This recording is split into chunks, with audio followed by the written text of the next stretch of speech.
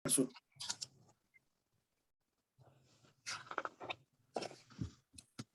श्री विष्णुवे नमः। अब हामी हिजो गंगाधराय नमःसम्म पुगेका छौं। आजदेखि हामी अब तत्त्वोपसव्येन ओम पितृकर्म पात्रमहं करिष्ये। अब हामी श्राद्ध गर्दाखेरि के हुन्छ भने हामीले श्राद्ध गर्दा सुरुमा हामीले अघि हिजो भनौं न, हिजोको पद्धतिमा प्रायश्चित गोदा निमित्तक कर्मपात्र बनायौं। कर्मपात्र चाहिँ के हुन्छ भने एउटा प्रायश्चित गोदा निमित्तक कर्मपात्र बनाइन्छ, अर्को चाहिँ पितृ कर्मपात्र र देव कर्मपात्र दुईटा हुन्छन्। पार्वण श्राद्धमा चाहिँ देव कर्मपात्र पनि बनाइन्छ। यो चाहिँ एकैचोटि श्राद्ध भएकोले यहाँ देव कर्मपात्र चाहिँदैन, पितृ कर्मपात्र मात्रै बनाइन्छ। अब देव कर्मपात्रमा पितृ कर्मपात्रमा र सम्पूर्ण कर्मपात्रमा के फरक छ त यो पनि तपाईले थाहा पाइराख्नु पर्यो। प्रायश्चित गोदा निमित्त कर्मपात्र बनाउँदाखेरि चाहिँ तिल पनि मिसाउनु पर्छ, जौ पनि मिसाउनु पर्छ। त्यो बाहेक त अरु सबै मिसाउनु पर्छ। जल, कुश, पुष्प, अक्षता इत्यादि चन्दन त छँदैछ। त्यसमा के छ भने तिल र जौ दुईटै हुन्छ मूल कर्मपात्रमा, जो प्रायश्चित गोदा गर्ने कर्मपात्रमा चाहिँ। अब पितृ कर्मपात्र र देव कर्मपात्रमा चाहिँ के फरक छ भने देव कर्मपात्रमा चाहिँ जौ मिसाएर गराइन्छ, तिल मिसाइदैन। पितृ कर्मपात्रमा चाहिँ जौ मिसाइदैन, तिल मात्रै मिसाइन्छ। फरक यो कर्मपात्रको तीनटा कर्मपात्रको विधि बुझ्नु होला। हिजो बनाएको प्रायश्चित गोदा निमित्त कर्मपात्र चाहिँ मूल कर्मपात्र हो। त्यो मूल कर्मपात्रमा अथवा तर्पण गर्न बनाइएको कर्मपात्रमा चाहिँ तिल र जौ दुईटै हुन्छ। तर देव कर्मपात्रमा चाहिँ जौ हुन्छ भने पितृ कर्मपात्रमा चाहिँ तिल हुन्छ। त्यसैले तिल मिसाइएको र जौ मिसाइएको छुट्टा छुट्टै देव कर्मपात्र र पितृ कर्मपात्र, अनि तिल र जौ दुईटै मिसाएको चाहिँ मूल कर्मपात्र। यो कर्मपात्रका तीनटा भेद तपाईहरुले श्राद्धको बारेमा जान्नु जरुरी छ। पितृ कर्मपात्रमहं करिष्ये इति पितृ ब्राह्मणम पृच्छेत्। पितृ ब्राह्मणलाई सोधिन्छ। त्यसका लागि पितृ ब्राह्मणलाई सोधेर पितृ कर्मपात्र बनाउनु पर्छ। त्यो बनाउँदाखेरि ओम कुरुस्व इत्युगातसन। ब्राह्मणले कुरुस्व भन्नै पर्छ। हामीले ब्राह्मणको आज्ञा लिनु परिहाल्छ। अब यहाँ कर्मपात्र भन्दाखेरि चाहिँ मूल कर्मपात्रमा हामीले दक्षिणावर्तेन भनेका थियौं। दाहिनेपट्टिबाट देब्रेतिर कोर्थ्यौं हामी रेखाकरण गर्दाखेरि चतुष्कोण मण्डल बनाउँदाखेरि। अब यसमा पितृ कर्मपात्र बनाउँदा चाहिँ वामावर्तेन चतुष्कोण मण्डलम विधाय भनेको छ। वामावर्त भनेको के छ भने दाहिनेपट्टिबाट देब्रेतिर लैजाने, धर्को लैजाने। देब्रेपट्टिबाट दाहिनेतिर धर्को दाहिनेपट्टिबाट देब्रेतिर धर्को लैजाने चाहिँ वामावर्त हो। देब्रेतिरबाट दाहिनेतिर धर्को लैजाने चाहिँ दक्षिणावर्त हो। यो दक्षिणावर्त र वामावर्त ख्याल गर्नु होला। अब पितृ कर्मपात्र चाहिँ वामावर्त हुने भयो, मूल कर्मपात्र चाहिँ दक्षिणावर्त हुने भयो र देव कर्मपात्र पनि दक्षिणावर्त हुने भयो। अब पितृ कर्मपात्र बाहेक अरु कर्मपात्र चाहिँ दक्षिणावर्तै हुन्छ चतुष्कोण मण्डल बनाउँदाखेरि। अब चतुष्कोण मण्डल पनि के छ भने हामी ब्राह्मणहरूले बनाउँदा चतुष्कोण मण्डल बनाउनु पर्छ। क्षेत्रीयले बनाउँदा चाहिँ गोलाकार बनाउनु पर्छ। क्षेत्रीयले बनाउँदा चाहिँ अब वैश्यहरूले बनाउँदा त्रिकोण, क्षेत्रीयले बनाउँदा त्रिकोण बनाउनु पर्छ। अरु चाहिँ ब्राह्मणले बनाउँदा चाहिँ चतुष्कोण बनाउनु पर्छ। क्षेत्रीयले बनाउँदा गोलाकार बनाउनु पर्छ। वैश्यले बनाउँदा त्रिकोण बनाउनु पर्छ र शूद्रले बनाउँदा चाहिँ अभ्युक्षणम मात्रै भएको छ, पानी छर्के मात्रै पुग्छ। चतुष्कोण मण्डल बनाइरहनु पर्दैन। ब्राह्मणले बनाउँदा चाहिँ चतुष्कोण मण्डल बनाउनु पर्छ। क्षेत्रीले बनाउँदा चाहिँ वर्तुलाकार गोलाकार बनाउनु पर्छ त्यो मण्डल। अनि वैश्यले बनाउँदा त्रिकोणात्मक बनाउनु पर्छ। तीनटा कोण तीनटा चुट्टामा तीन कुने जस्तो बनाउनु पर्छ। र शूद्रले गर्दा चाहिँ चतुष्कोण मण्डल त्रिकोण मण्डल बनाउनु पर्दैन। उनीले चाहिँ जल सेचन गरेपछि त्यसमाथि त्यो कर्मपात्र राख्नुपर्छ। र शङ्ख चक्रम च विलिख्य। शङ्ख चक्र भनेको चाहिँ विष्णुको स्वरूप हो। शङ्ख चक्र चाहिँ विष्णुको स्वरूप हो। शङ्ख चक्र लेखेर कुश पुष्पाक्षत उपरि कर्मपात्र संस्थाप्य तत्र पवित्र कुशालीन छिपेत। अब यो कुशालीन छिपेत भनेको चाहिँ कुरा हिजो कर्मपात्र जुन बनाएको छ त्यही विधि हो। त्यो विधिलाई परिवर्तन गर्नु पर्ने छैन। खाली जौ राख्नु हुँदैन यसमा। यो पितृ कर्मपात्रमा जौ राख्नु हुँदैन। अरु सबै तीनटा मन्त्र भन्ने तरिका उयो हो। हात कुशमा कुश चाहिँ तीनवटा कुश हातमा लिएर यद्यवादमा लगायतका तीनटा मन्त्र भन्ने। त्यसपछि तपाईको तीनटा मन्त्र भनिसकेपछि पवित्र राख्नलाई चाहिँ पवित्र यस्तो भन्ने मन्त्र भन्ने। त्यसपछि सन्नो देवी भन्ने मन्त्र भनेर जल राख्ने। तिलोसी सोमदैव त्यो भनेर तिल राख्ने, गन्धद्वारा दुराधर्षा भन्ने मन्त्र पढेर चन्दन राख्ने, अक्षर विवदन्त भन्ने मन्त्र पढेर अक्षता राख्ने, श्रीसते लक्ष्मी पत्नी भन्ने मन्त्र पढेर फुल राख्ने। यति गरेपछि करपात्र पितृ करपात्र तयार भयो, अपसव्यले तयार भयो। त्यो तयार भएपछि अब सभ्यले पितृ करपात्र अपसव्यले तयार गर्यो। अब त्यो पितृ करपात्र बनाउनुको अर्थ पनि के छ भने हामीले श्राद्ध क्षेत्रलाई र आफूलाई अपवित्र पवित्र गर्नुपर्छ। त्यसैले तत सभ्येन कुशत्रय सहितम करपात्रोदकमादाय ओम अपवित्र पवित्र वा सर्वावस्थाम गतोपि वा यस्परेत पुण्डरीकाक्षम सवाया घन्तर सूची भनेर ओ पुण्डरीकाक्ष पुनातु। पुण्डरीकाक्ष भनेको कमल जस्ता आँखा भएका भगवान विष्णु। पुण्डरीकाक्षको अर्थ हो कमल जस्ता आँखा भएका भगवान विष्णु। विष्णुले पुनातु भनेको पवित्र गरून्। ओ पुण्डरीकाक्ष पुनातु, ओ पुण्डरीकाक्ष पुनातु, ओ पुण्डरीकाक्ष पुनातु तीनचोटि।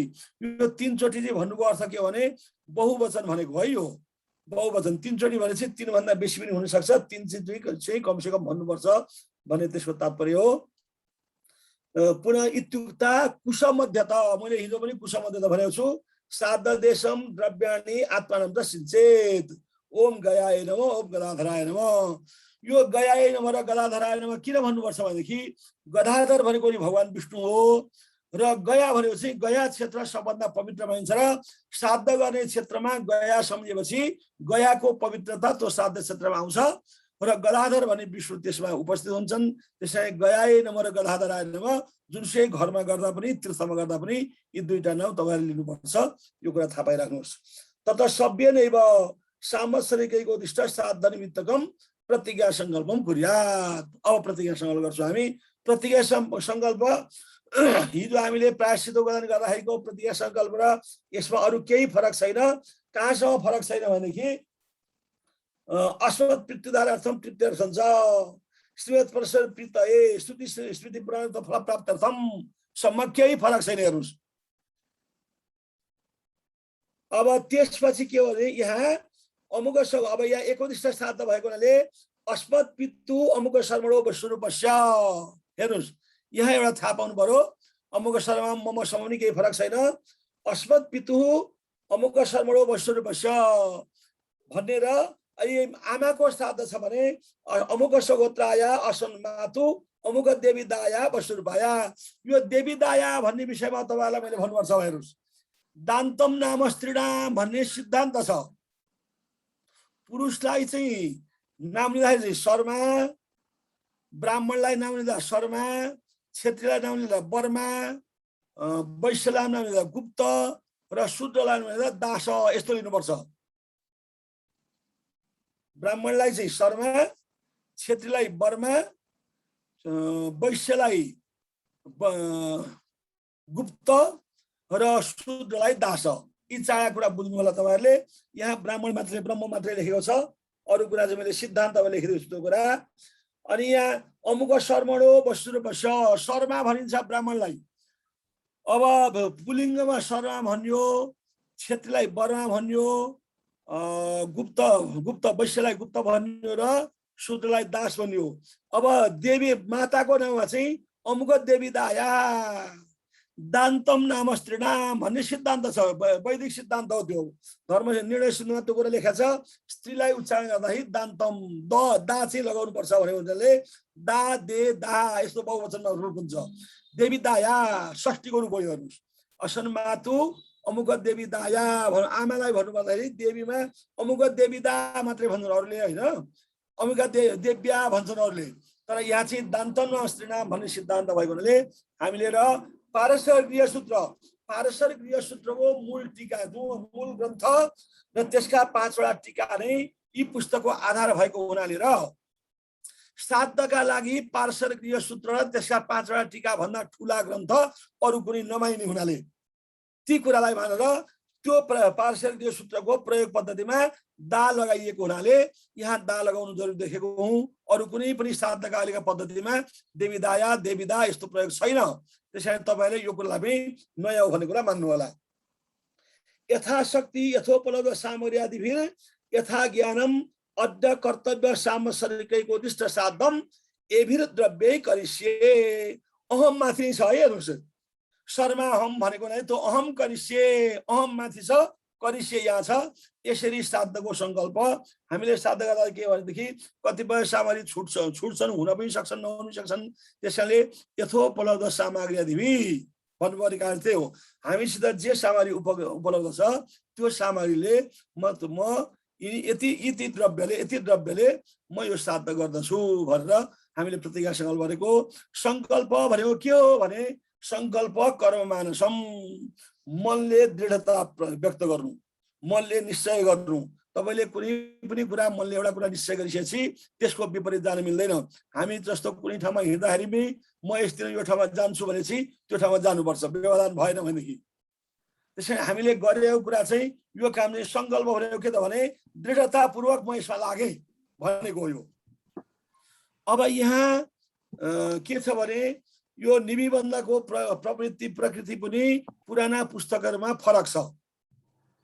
पुराना पुस्तकमा चाहिँ यो निबन्ध पहिले छैन। हेर्नुहोस्, द्वाली तिलकुश तिलविकर्ण यो क्रम चाहिँ के छ भने उनीहरूले चाहिँ उनीहरूका पुराना पद्धति त्यो क्रम छैन। मैले यहाँ क्रम चाहिँ पहिले निबन्ध गरेको छु होइन। त्यसकारण दिग्बन्धन त्यसपछि गरिएको छ। यो किन त्यसो गर्यो त भन्दाखेरि चाहिँ निबन्ध ततो द्वारी तिलकुश निक्षेप ततो दिशी दिशी तिलविकरणमेष क्रम। पारस्पर गृह सूत्रको टीकाको 449 पृष्ठमा यस्तो किसिमको क्रम बताएको हुनाले यो क्रम पुराना श्राद्ध पद्धतिमा छैन। त्यसकारणले पुराना श्राद्ध पद्धतिमा यो श्राद्ध पद्धति मिल्दैन। यसमा पनि यो नयाँ कुरा छ। त्यसकारण सबभन्दा पहिले निबन्ध भनेको के हो भने हामी श्राद्धकर्ताको हतियार हो, कुश चाहिँ हतियार हो ब्राह्मणको। त्यसैले निबन्ध नगरिकन हाम्रो हतियारको श्राद्ध क्षेत्रमा विभिन्न किसिमका व्यवधान आइराख्छन्। हेर्नुहोस्, श्राद्धका पितृहरूलाई राक्षसहरूले बेला बेलामा दुःख दिन्छन्। त्यसका लागि निबन्ध पनि गर्नुपर्छ। अब एकोदिष्ट बाहेक अरूमा विश्वदेव राख्नुपर्छ। अनि पित्त सरसप पहिला सर्स्यौँ छर्नुपर्छ, रक्सोक नदी बाल्नुपर्छ। यी सबै कुरा गर्नु पर्यो। कारण के छ भने श्राद्ध क्षेत्रलाई सबैतिरबाट सुरक्षित राखेको हो। त्यसैले निबन्ध गर्नुपर्छ। ततोपसभ्य न। अब निबन्ध हामीले सङ्कल्प चाहिँ सभ्यले गऱ्यौँ। अब अपसभ्य भएर तिल पुष्पादि सहितम मोटकम दक्षिण कट्याम धारयत अनेन मन्त्रण। अब तिल पुष्प सहितको मोटक चाहिँ दाहिनेपट्टिको कमर हेर्नुहोस् है। यहाँ श्राद्धका तपाईँहरूका अहिलेसम्मका भएका किताबहरूमा वाम कट्याम भनेर लेखा छ। हेर्नुहोस्, अब दक्षिण कट्याम हो कि वाम कट्याम हो त भन्ने कुरामा चाहिँ धर्म निर्णयले स्पष्ट ल्याएको छ। विपरीतातु दैविके दक्षिण देशे भनेको छ। दक्षिण कट्टीमा निबन्ध गर्नुपर्छ। यदि आविदैक श्राद्धमा चाहिँ वाम कट्याम भनेको छ। त्यसकारण मैले यस बारेमा गृहसूत्रको टीकाले तस्मात् निबन्ध दक्षिण कट्यामेव सिद्धम भनेर सिद्ध गरेको लामो कुरा मैले हिजो तपाईँलाई जो तीर्थश्राद्ध पद्धतिको किताब तपाईँलाई बाँड्छु भनेको छु। त्यो किताबमा निबन्ध सम्बन्धी सब प्रमाण व्याख्या गरेको छु। त्यो व्याख्या पनि त्यसबाट हेर्नु होला तपाईँहरू। र निबन्ध गर्दा भन्ने मन्त्र हो, ओम निहन्मि सर्वम यदमेद्यमत्र निहन्मि सर्वान् पितानवासुरान् यक्षाश्च रक्षांसि पिशाच गुह्यका हतामया यातुधानाश्च सर्वे। अब यो कुरा इति पागृति 464 किन लेखेँ भनेदेखि यो नियमी सर्वम भन्ने मन्त्र पनि पुराना किताबहरूमा शुद्ध छैन, अर्कै छ। त्यसकारणले पार्श्व गृहसूत्र टीकाले जुन कुरा भनेको छ त्यो कुरा चाहिँ तपाईँहरूले मान्नुपर्छ भनेर मैले त्यो नियम यो मन्त्रमा यो श्लोकको सङ्ख्या लेखिदिएको हुँ। तत सभ्येन आचम्य। हेर्नुहोस् है, अब सभ्य भएर आचरण गरेर निबन्ध पछि आचमन गर्ने कुरा पुराना पद्धतिका किताबहरूमा छैन। अब निबन्ध गर्दा हामीले कम्मरको भागमा शरीरमा छुयौँ। हेर्नुहोस्, कम्मरको भागमा शरीरमा छोएको हुनाले निबन्ध गरेपछि आचमन गर्नुपर्छ। विसर्जन गर्दा आचमन गर्ने विधान पुराना पद्धतिमा छ, तर निबन्ध गर्दा आचमन गर्ने विधान छैन। त्यसैले मैले यहाँ प्रमाण दिएँ। निबिम परिधाय आचमेदिति श्राद्ध कल्प 960 वचनात्। निबी चाहिँ बाँधिसकेपछि हामीले आचमन गर्नुपर्छ भन्ने वचन श्राद्ध कल्प हेमाद्रीको श्राद्ध कल्पमा दिएको हुनाले हामीले निबन्ध छोएपछि हामीले शरीरमा छोयौँ। शरीरको कुनै पनि भागमा अझ कटी प्रदेशभन्दा तल छोएपछि हाम्रो हात अपवित्र हुन्छ। त्यसैले अपवित्र भएको हात हामीले धुनुपर्छ। सभ्येन आचम्य भनेको किन त भनेदेखि सभ्य भएर आचमन गर्दा सबभन्दा पहिले हात धुइन्छ। निबिम परिधाय आचमेदिति श्राद्ध कल्प वचनात्। अपसभ्य न। अब सभ्यलाई आचमन गर्नु पर्यो, फेरि अपसव्य हुनु पर्यो तिल कुशान आदाय। अब तिल र कुशले के गर्नु पर्यो भने अब यो पनि नयाँ कुरा हो, यो पुरानो साधवदैव छैन। ओम तिला रक्षन्तु असुरान दर्वा रक्षन्तु राक्षसान पंक्तिम वै स्तोत्रियो रक्षेत अतिथि सर्वरक्षक इति पठन द्वारी तिल कुश निक्षेप कार्य। ढोकातिर श्राद्ध गर्न बसेको ठाउँको पछाडिपट्टि कता ढोका छ, कताबाट श्राद्ध क्षेत्रमा कताबाट आइन्छ त्यो ढोकातिर तिल र कुशै फ्याल्नुपर्छ। यो पारस्परिक सूत्र टीकाको 464 पृष्ठमा लेखिएको छ। यो तपाईहरुको पुराना श्राद्ध पद्धतिमा छैन। अपसभ्य नैव तिलमादाय पक्षमा मन्त्र पूर्वाधिक्रमण दिशी दिशी तिलान बिग्रे त्यो छ, तर यो दिशी दिशी तिलान बिग्रे भनेपछि चाहिँ निबन्ध गर्छ तपाईहरुको पुरानो किताबमा। यहाँ चाहिँ सिद्धान्तले के गर्यो भने निबन्ध नगरिकन यो कुरा गर्न पाइदैन भन्यो। यो क्रम चाहिँ यस्तो गर्ने निर्धारण गरेको हुनाले अब दिशी दिशी तिलान बिग्रे चाहिँ हामीले निबन्ध गरिसकेपछि द्वारी तिलकुश निक्षेप गरेपछि मात्रै तेस्रो चरण गर्नुपर्छ। ओम अग्निख्वाता पितृगण प्राचीम रक्षतु मेदिशम ओम अपहता असुरा रक्षा गुंशवेदी सदा इति पूर्वे। पूर्व दिशामा अग्निख्वाता पितृगण प्राचीम रक्षतु मेदिशम, अग्निख्वाता नगरेका पितृगणले चाहिँ पूर्वतिर रक्षा गरून्। तथा परिषद पान्तु यामे मे पितरस तथा स्थिता ओम अपहता असुरा रक्षा गुंशवेदी सदा। यो चाहिँ वैदिक मन्त्र हो। यो मन्त्र पढेर दक्षिण दिशामा ओम प्रतीचि माज्य वास्तवत ओम अत अपहता असुरा रक्षा गुंशवेदी सदा इति पश्चिमे उदिची व विश्वपा ओम अपहता असुरा रक्षा गुंशवेदी सदा इति उदिच्याम। अब पूर्व पश्चिम उत्तर दक्षिण चारै दिशातिरबाट हामीले हाम्रो श्राद्ध क्षेत्रलाई सुरक्षित गर्यौं यसरी तिल र कुश फालेर। ततो बक्षमाण मन्त्रेण सर्वत्र तिलान बिग्रेत। अब यो तल्लो मन्त्र पढेर सम्पूर्ण ठाउँमा तिल फाल। ओम ऊर्ध्वतस्तर्यमा रक्षेत कवाडलोप्यध रक्षोभूत पिशाचेभ्य तथैवासुर दोषत सर्वतः चाधिपस्तेषाम यमो रक्षां करोतु मे। सम्पूर्णतिर चाहिँ यमले रक्षा गरून्। इति तत सतिलम कुशखण्डत्रयम गृहीत्वा। यदि भनिसकेपछि सबै क्षेत्र सुरक्षित गरिसकेपछि अब तिल सहित कुशखण्डत्रय भनेको एउटा तिल अलिकति र तीनवटा कुश लिएर के गर्नु पर्यो भने ओम प्रयान्तु दुरत सर्वे दैत्य दानवास तथा सर्व विघ्नोपशान्त्यर्थम क्षिपामि च कुशास तिलान इति मन्त्रेण श्राद्ध क्षेत्रे तिलान प्रक्रियन दक्षिणस्याम क्षिपेत। तीनटा कुश र तिल लिएर श्राद्ध क्षेत्रमा तिल छर्किँदै छर्किँदै बाँकी रहेको तिल र कुश चाहिँ दक्षिणी क्षेत्रमा फालेपछि अब त्यसतिरबाट आउने असुरक्षाका कुराहरू पनि ती भागेर जान्छन्, त्यसबाट डराउँछन्। तिल र कुशले सम्पूर्ण दैत्यहरू डराउँछन्, त्यसकारण ती सबैतिरबाट श्राद्ध क्षेत्रलाई सुरक्षित गरेको। यो काम श्राद्ध क्षेत्रका यी कुरा पढिदिँदा तपाईँहरू बुझ्नुहोस् कति वैज्ञानिक छ हेर्नुहोस्। त्यो जमाना आजभन्दा हजारौं वर्ष पहिले ऋषिहरूले कति वैज्ञानिक किसिमले श्राद्ध क्षेत्रको सुरक्षाको काम गरेका छन्। अब हेर्नुहोस् तत सभ्य न, अब श्राद्धकर्ता सभ्य भएर बस्ने। त्यसपछि हेर्नुहोस् अब कर पात्राज कुशजलान्यादाय यो चाहिँ कसले गर्दैछ भने ब्राह्मणले गर्छ। हेर्नुहोस् यो कुरा तपाईँको अहिलेसम्मका कुनै पनि श्राद्धका पद्धतिमा छैन। यो काम नगरिकन हुँदैन, किनभने गृहसूत्रले लेखेको छ तत सभ्य न, कर्ता चाहिँ सभ्य भएर बस्छ। अनि कर पात्राज कुशजलान्यादाय श्राद्ध स्थलबाट भर्सक श्राद्धकर्ता उठ्नु हुँदैन त्यो आसनबाट। त्यस कारणले यो काम चाहिँ ब्राह्मणलाई, जो श्राद्ध गराउन आएको ब्राह्मण छ त्यो ब्राह्मणलाई गर्नुपर्छ। त्यस कारणले कर पात्राज कुशजलान्यादाय श्राद्धकर्ता चाहिँ सभ्य भएर बस्ने त्यही ठाउँमा। अनि त्यो कर पात्रको जल लिएर ब्राह्मण उठ्छ र ओम दुष्ट दृष्टि निपातनादि दूषित पाक पुतो भवतु ओम दुष्ट दृष्टि निपातनादि दूषित पाक पुतो भवतु भन्ने मन्त्र पढ्दै उनले जलको अभिषेक, त्यो कर पात्रको जलको अभिषेक गर्दै पाक प्रोक्षण क्रिया भयो के भित्र महिलाहरूले जहाँ खाना बनाउँदैछन् श्राद्धको खाना बनाएको अचार तरकारी भात खिर सबै ठाउँमा एउटा छेउबाट गएर सबैतिर छर्किदिन्छ। यो छर्किदिएपछि के फाइदा छ भनेदेखि कसैले खाना बनाउँदै गर्छ, फुरौला बनाउँदै गरे होला, त्यहाँ उसले चाहिँ राल काटेको हुनसक्छ, राल काटेको लोभ गरेको हुनसक्छ, आहा कस्तो मिठो बन्यो खान मन लागेको हुनसक्छ। अनि ती सबैको कसैको दुष्ट दृष्टि पर्या हुनसक्छ। कसैले खाना बनाएछ, एउटा मान्छे एउटा महिला एउटा पुरुष बसेर भनेछन् आहा क्या राम्रो खिर बन्यो खाना पाए त हुन्थ्यो भन्ने भावना राखेको हुनसक्छ। ती सबै भावना राखेका कुराहरू चाहिँ त्यो पाकमा परेको जुन दूषितपन हो त्यो चाहिँ त्यो त्यसबाट पवित्र हुन्छ।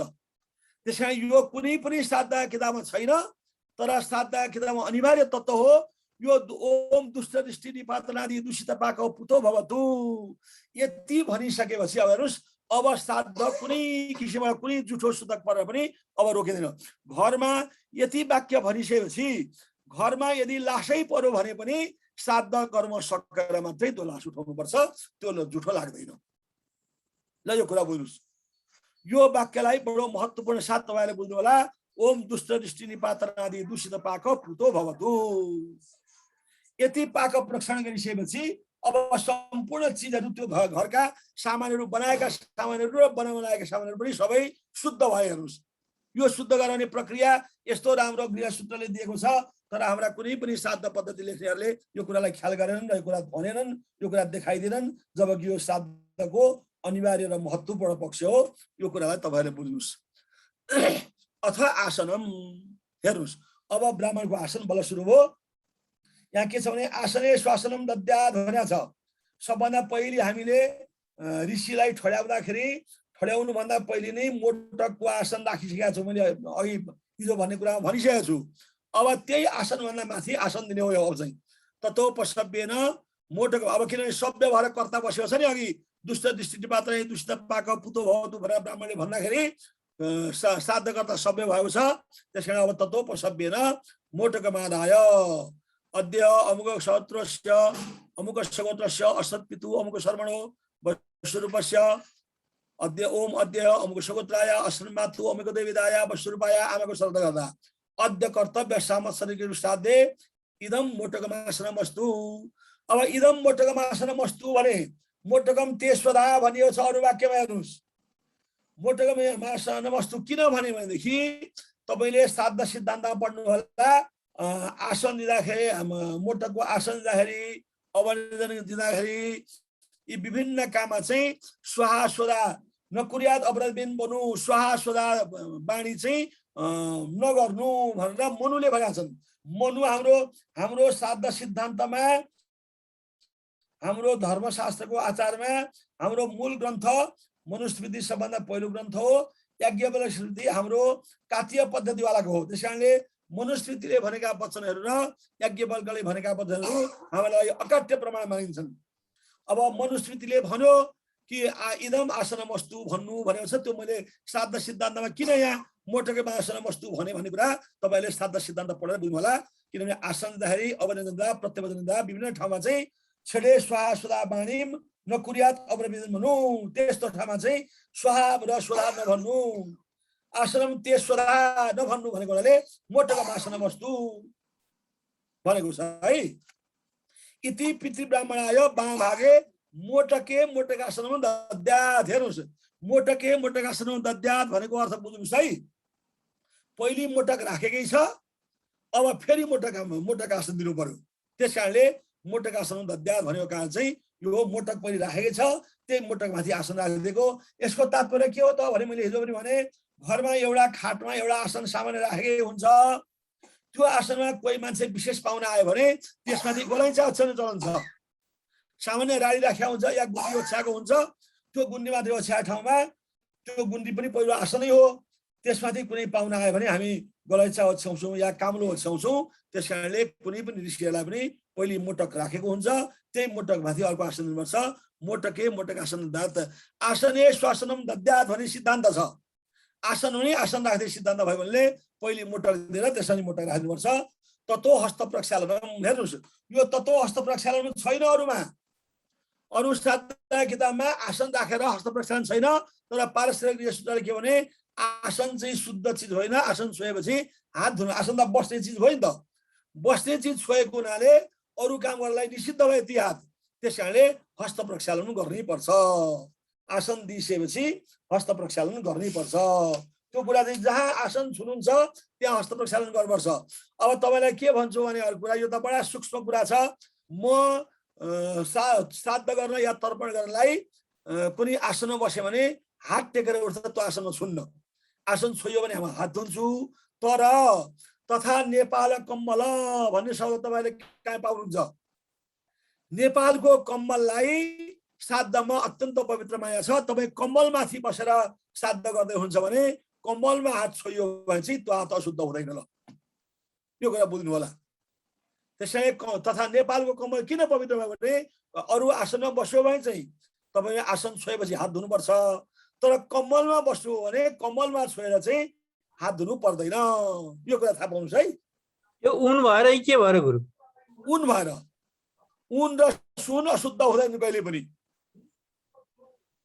उन र सुन अशुद्ध हुँदैन, त्यसैले कम्मल चाहिँ अशुद्ध मानिन्छ। तपाईले उनीको ओढ्ने ओढेर तपाईँ टोइलेट अरू सुतीका कपडा लगाएर टोइलेट जानु भने कपडा अशुद्ध मानिन्छ, तर उनीको कपडा चाहिँ ओढेर उनीको ओढ्ने ओढेर तपाईँ टोइलेट जानु भने त्यसलाई सेचन गरिदिए पुग्छ, त्यो अशुद्ध मानिँदैन। हेर्नुहोस्, अरू कपडा चाहिँ धुनै पर्छ, तर उनीको ओढ्ने चाहिँ तपाईँ दिशा गरेर लाउनु भने पनि सेचन गरिदिएपछि शुद्ध हुन्छ। त्यसैले उनीको ठुलो महत्त्व छ। नेपालको कम्मलको महत्त्व भएको त्यही कारणले हो। कम्मल काम्लो ओछ्याएर श्राद्ध गरेपछि त्यसमा आसनमा छोए पनि तपाईँको हात अशुद्ध हुँदैन। ल यो कुरा बुझ्नुहोस् है। अब हस्त प्रक्षालनपछि अब अथ हस्तार्घ। अब हस्तार्घ आयो। यो हस्तार्घको काम एकोदश श्राद्धमा त सजिलै छ। महालय श्राद्धमा सबभन्दा समस्यामूलक ठाउँ भनेकै हस्तार्घ हो। म पछि महालयमा कुरा गरौँला।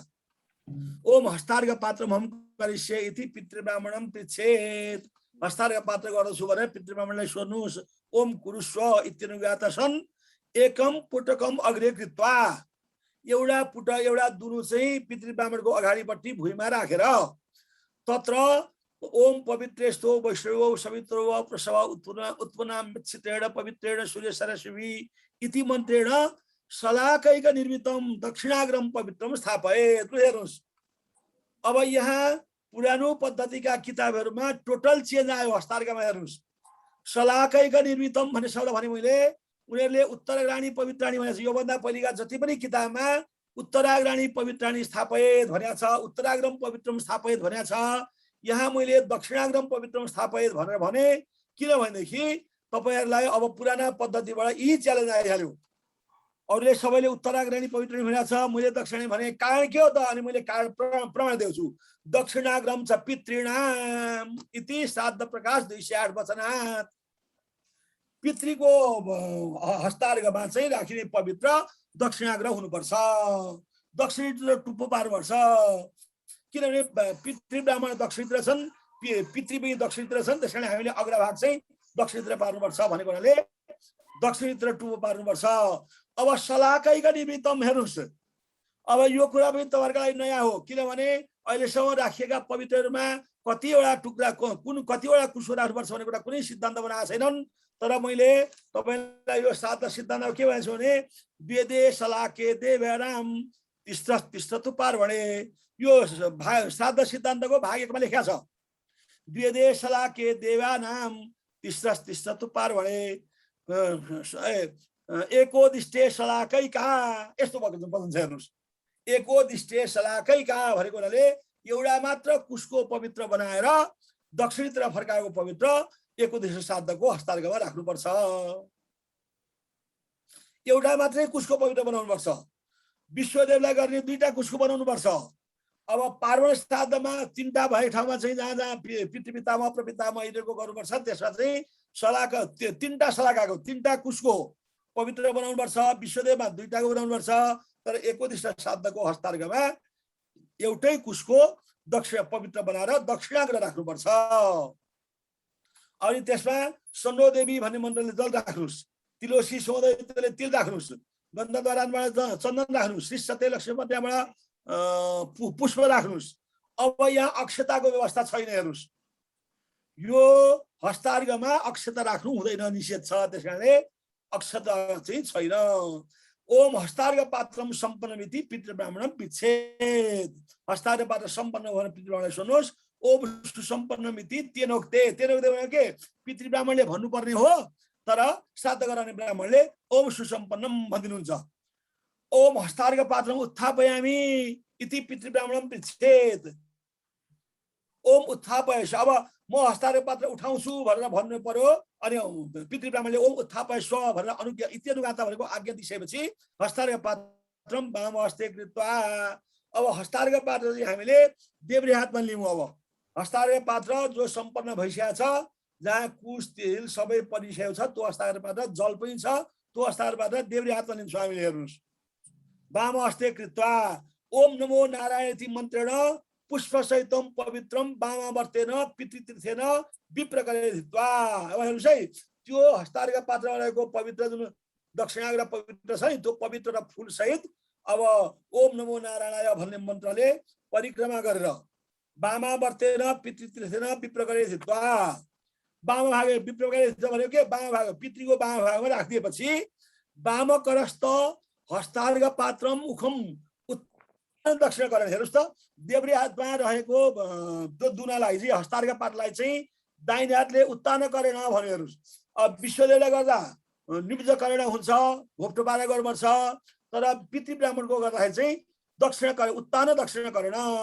उत्तानो पारेको दाहिने हातले पिधाय भनेको छोपेर, देब्रे हातमा रहेको हस्तार्घ्य पात्रलाई दाहिने हातले उत्तानो पारेर यसरी छोप्नु पर्यो। पिधाय सार्नुस् त, दक्षिण करेन पिधाय। अब तल सार्नुस् हो, पिधाय। अब यो मन्त्र भन्नु पर्यो। हेर्नुस् मन्त्र के भन्नु पर्यो, ओम नमो पितरो रसाय भन्ने मन्त्र भन्नु पर्यो। किन मन्त्र भन्नु पर्यो भने शिर प्रवृत्ति पादान्तम नवव इति पैतृके भनेर। हेर्नुस् त, यादिव्या इति मन्त्रेण हस्ते स्वर्गम विनिक्षिपेत भनेको छ। यादिव्या भन्ने मन्त्र चाहिँ यहाँ मैले यसरी लेखेँ होइन, तर यादिव्या मन्त्र चाहिँ के का लागि हो त भन्दाखेरि चाहिँ विश्वदेवका लागि। यहाँ विश्वदेव छैनन्, तर यहाँ चाहिँ के छ भने शिर प्रवृत्ति पादान्तम नवव इति पैतृके, यो पारिश्रित। तपाईँले यो यादिव्या मैले राखेँ, तपाईँलाई धेर लागेको स्थिति भयो भने यादिव्यादेखि विनिक्षिपेतसम्म अन्डरलाइन गर्नु होला। यो यहाँ चाहिने होइन। यो पार्वण सातमा पनि राख्ने श्लोक भएको हुनाले दुईटा एक ठाउँ परेछ। हामीलाई चाहिन्छ के भने शिर प्रवृत्ति पादान्तम नवव इति पैतृके। अब विश्वदेवको पूजा गर्दा चाहिँ पाद प्रवृत्ति शिरान्तम हुन्छ, तर पितृको पूजा, पितृ ब्राह्मणको पूजा गर्दा चाहिँ शिर प्रवृत्ति पादान्तम हुन्छ। र नवव मन्त्र, अब पुराना साधना गीतामा यो पनि नयाँ कुरा छ। पुराना साधना गीतामा यादिव्या मन्त्रले सबैलाई पूजा गरेको छ, विश्वदेवलाई पनि र पितृ ब्राह्मणलाई पनि। तर पितृ ब्राह्मणलाई के भन्यो सिद्धान्त हो भने शिर प्रवृत्ति पादान्तम नवव इति पैतृके।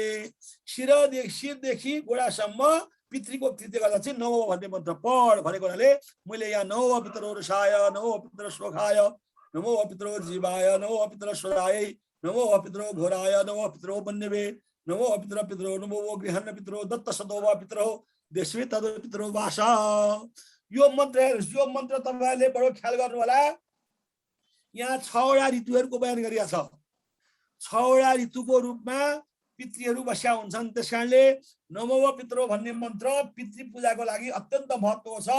नमो पितरो रसाय, रसाय भनेको वसन्त ऋतु, शोखाय भनेको ग्रीष्म ऋतु सुक्खा ऋतु, जीवाय भनेको चाहिँ वर्षा ऋतु जीवन प्राण दिने जल दिने, स्वदाय भनेको देवीको वचन भएको हुनाले स्वदाय भनेको शरद ऋतु, घोराय भनेको हेमन्त ऋतु, मन्यवे भनेको शीर्षि ऋतु। यसरी 6 वटा ऋतुको बयान गरिएको छ यो मन्त्रमा। यो मन्त्र पढेपछि सम्पूर्ण देवताहरू पितृगणहरू हाम्रो सामान्य आइपुग्छन्, हाम्रा पितृहरू। त्यसैले यो मन्त्र अत्यन्त महत्त्वपूर्ण मन्त्र छ। यो मन्त्र जुनसुकै ठाउँमा अभाव भयो भने गायत्री जप्नु, तर नवव पितरो जप्नु भनेको छ। त्यसैले नवव पितरो सबभन्दा महत्त्वपूर्ण मन्त्र हो। पुराना गीतमा यादिव्या मन्त्रले पितृलाई पनि गरेको छ, पूजा गर्दाखेरि हस्तार गर्दाखेरि बोलाएको छ, तर यादिव्या भन्ने मन्त्र होइन। नवव इति पैतृके भन्ने सिद्धान्त भएको हुनाले हामीले नवव पढ्नुपर्छ। मैले नवव मन्त्र राखेको छु। अरू पुराना सादा गीतामा नवव मन्त्र छैन। इति मन्त्रेण अर्घपात्रस्थ जलम अभिमन्त्र्य। यो मन्त्रले चाहिँ अर्घपात्रको जललाई अभिमन्त्रण गरेपछि जल तिलमोटका निधाय। अब त्यो जल तिलमोटक चाहिँ अब दाहिने हातमा लिनुहोस्। तपाईँ दाहिने हातमा लिएर ओम अद्य अमुक सवत्र असत् पितः अमुक सर्वन् वस्रूप अद्य कर्तव्य साम्बश्रीकैको दिष्ट साध्य एष हस्तार्घस्तेस्तु। हेर्नुहोस् हस्तार्घमै त्यही हो। हस्तार्घस्ते स्वधा भनेको छ पुरानो किताबमा। हस्तार्घस्तेस्तु किनभने मनुले स्वाहा स्वधा बाणी हस्तार्घमै नगर्नु भने। एष हस्तार्घस्तेस्तु इति पितृ ब्राह्मण वामकरे पितृतीर्थेन अर्घम दद्यात्। ओम अर्घे पुनः प्रत्यर्घ वस्तु इति सपुष्पम पवित्रम अर्घपात्रे प्रत्यानि। अब त्यो अर्घपात्र दिइसकेपछि ओम अर्घे पुनः प्रत्यर्घ वस्तु भन्ने वाक्य भनेर अघि जो ऋषिमा राखेको हामीले पवित्र पुष्प सहितको पवित्र छ नि, त्यो चाहिँ फेरि अर्घपात्रमा ल्याउनु पर्यो। अर्घपात्रम भूमौ स्थापयेत्। अहिले त्यो भुइँमा अर्घपात्र राखिदिनुहोस्। पुनः शुद्ध जलम चाग्रे दद्यात। अब यो वाक्य पुराना श्राद्ध पद्धतिमा छैन, किनभने जल दिने कुरा चाहिँ बामा भागमा दिनु पर्यो पितृलाई, तर जल चाहिँ बामा भागे जलदान निषेधात भनेको हुनाले हामीले शुद्ध जल पनि अगाडि राखिसकेपछि बामा भागमा दिएको दोष पनि छ भने मेटिन्छ। पितृलाई बामा भाग दिनै पर्यो, अनिवार्य सत्य दिनु पर्यो। अनि शुद्ध जल चाहिँ अगाडि पितृलाई राखिदिएपछि उनीहरूलाई खानु परेन छ भने त्यो जल खान्छन्, सजिलो हुन्छ। तत सभ्येन तत्रस्थ अर्घपात्र जलेन। अब सभ्य भएर जो अर्घपात्र त्यहाँ उत्तानी तपाईँले राखेको छ त्यो अर्घपात्रबाट ओम तत्चक्षुर्देवी तम पुरस्तात् शुक्रपुच्छरत पश्येम शरदा शतम जीवेम शरदा शतकुं शृणुयाम शरदा शतम प्रभवाम शरदा शतमदीनाश्याम शरदा शतम भूयश्च शरशतात् इति मन्त्रेण चक्षुस्पर्श कार्य। अब चक्षुस्पर्श कार्य भनिसकेपछि पुराना किताबमा तपाईँ हेर्नु होला हस्त प्रक्षालन छैन। जस्तो अघि निबन्धमा शरीर छोइयो हस्त प्रक्षालन गर्नु पर्यो, यो चक्षुस्पर्श कार्य गरेपछि पनि हस्त प्रक्षालन गर्नै पर्छ। ततो हस्त प्रक्षालनम। पुराना पद्धतिमा कुनैमा छ भने ठिकै छ, छैन भने तपाईँले ख्याल गर्नु होला चक्षुस्पर्श कार्य गरिसकेपछि हस्त प्रक्षालन गर्नै पर्छ अनिवार्य रूपमा। अब तपाईँलाई यो कुरा बिचमा मैले भनेको छु अझ आचमन गर्दाखेरि अब यहाँ हस्तौपालो प्रक्षालन आएको छैन र होला। हामीले आचमन गर्ने कतिपय श्राद्धकर्ताहरूले आचमन गर्ने पञ्चपात्र र हस्तौपालो प्रक्षाल्य गर्ने पञ्चपात्र एउटै राख्या हुन्छन्, त्यो एउटै राख्न पाइँदैन। तपाईँहरू ध्यान दिनुहोस् यसमा। हात गोडा धुने पञ्चपात्र हामीले श्राद्धकर्ताले उत्तर दिशातिर एउटा पञ्चपात्र आचमन गर्ने, अर्को पञ्चपात्र गोडा धुनेको लागि छुट्टै पञ्चपात्र राख्नुपर्छ। त्यो कुरा थाहा पाइराख्नु होला। त्यो पछि हस्तौपालो प्रक्षाल्य भन्ने ठाउँ आएपछि म त्यो बेला पनि भनौँला। अब ततोपसभ्य, अब हामीले सभ्य भएर चक्षुस्पर्श कार्य गर्यौं, ततोपसभ्य अब धेरै जस्तो काम अपसभ्यले हुने हुनाले अर्घपात्रम गृहीत्वा पितृब्राह्मणस्य वाम पार्श्वे ओम पित्रे स्थानमस्थिति उत्तानम स्थापयेत्। हेर्नुहोस् अब यो अर्घपात्रमा यहाँ तपाईँले महत्त्वपूर्ण कुरा बुझ्नु छ। अब पुराना पद्धतिका सम्पूर्ण भारतवर्षबाट नेपालबाट बनेका सम्पूर्ण श्राद्ध किताबमा घोप्ट्याइएको छ एकोदिष्ट श्राद्धको हुने अर्घपात्र। अब यहाँ चाहिँ उत्तानी भने मैले। अब हेर्नुहोस् यहाँ तपाईँलाई के समस्या पर्न सक्छ भने ए बाबा संसारका मान्छे भारतवर्षका सारा 73 विद्वानले लेखेका किताबमा चाहिँ निब्ज पात्र घोप्ट्याउने व्यवस्था छ। नेपालका पनि सम्पूर्ण श्राद्ध लेख्ने मान्छेले चाहिँ घोप्ट्याउने व्यवस्था गरे। यो कोस्टाले लेखेको किताबमा चाहिँ उत्तानो भन्छ। किन हो एउटा म एकजना मात्रै हुँ, तर मैले कोस्टाले भनेको होइन यो कुरा। हेर्नुहोस् यो कसले भन्यो त भने पार्श्व गृहसूत्र टीकाको 486 पृष्ठमा कर्काचार्यले भने। हेर्नुहोस् कर्काचार्य भनेको के हुनु भने कर्काचार्यको वचनलाई मुनि वचन विवाह भनेको छ। मुनि कात्यायनको वचन हामी श्राद्धकर्ताले सबभन्दा ठुलो वचन हो। अब कर्काचार्यको वचनलाई संस्कार गणपति भन्ने पुस्तकले के छ भने मुनि वचन विवाह, कर्काचार्यको वचनलाई तिमी मुनिको वचन सरा मान भनेको छ। उनले के भने संस्रव बहुत्वाभावात् न पात्र निर्भता। हेर्नुहोस् यो कुरा यत्रो वचन कर्काचार्य भनेको यत्रो वचन आजभन्दा पहिले श्राद्ध लेख्ने मान्छेले किन हेरेनन्? मेरो प्रश्न छ उनीहरूलाई, तपाईँहरूले प्रश्न गर्नु होला। त्यो प्रश्न कहाँ पुग्छ थाहा छैन। मैले चाहिँ यिनीहरूले भनेको अब कर्काचार्यले किन यसो भने संस्रव बहुत्व भनेको के दुना धेरै नभएको कारणले दुनाको पानी धेरैवटा बाँध्नु भएको हुनाले न पात्र निर्भता, एउटा मात्रै दुनाको पानी भएको हुनाले त्यसमा नियुक्तिकरण नगर। नियुक्तिकरण भनेको घोप्ट्याउनु, उत्तान भनेको उत्तानी भइहाल्यो। घोप्ट्याउनुलाई संस्कृतमा नियुक्तिकरण भन्छ है। न पात्र नियुक्तता, पात्र घोप्ट्याउनु पर्दैन भन्यो।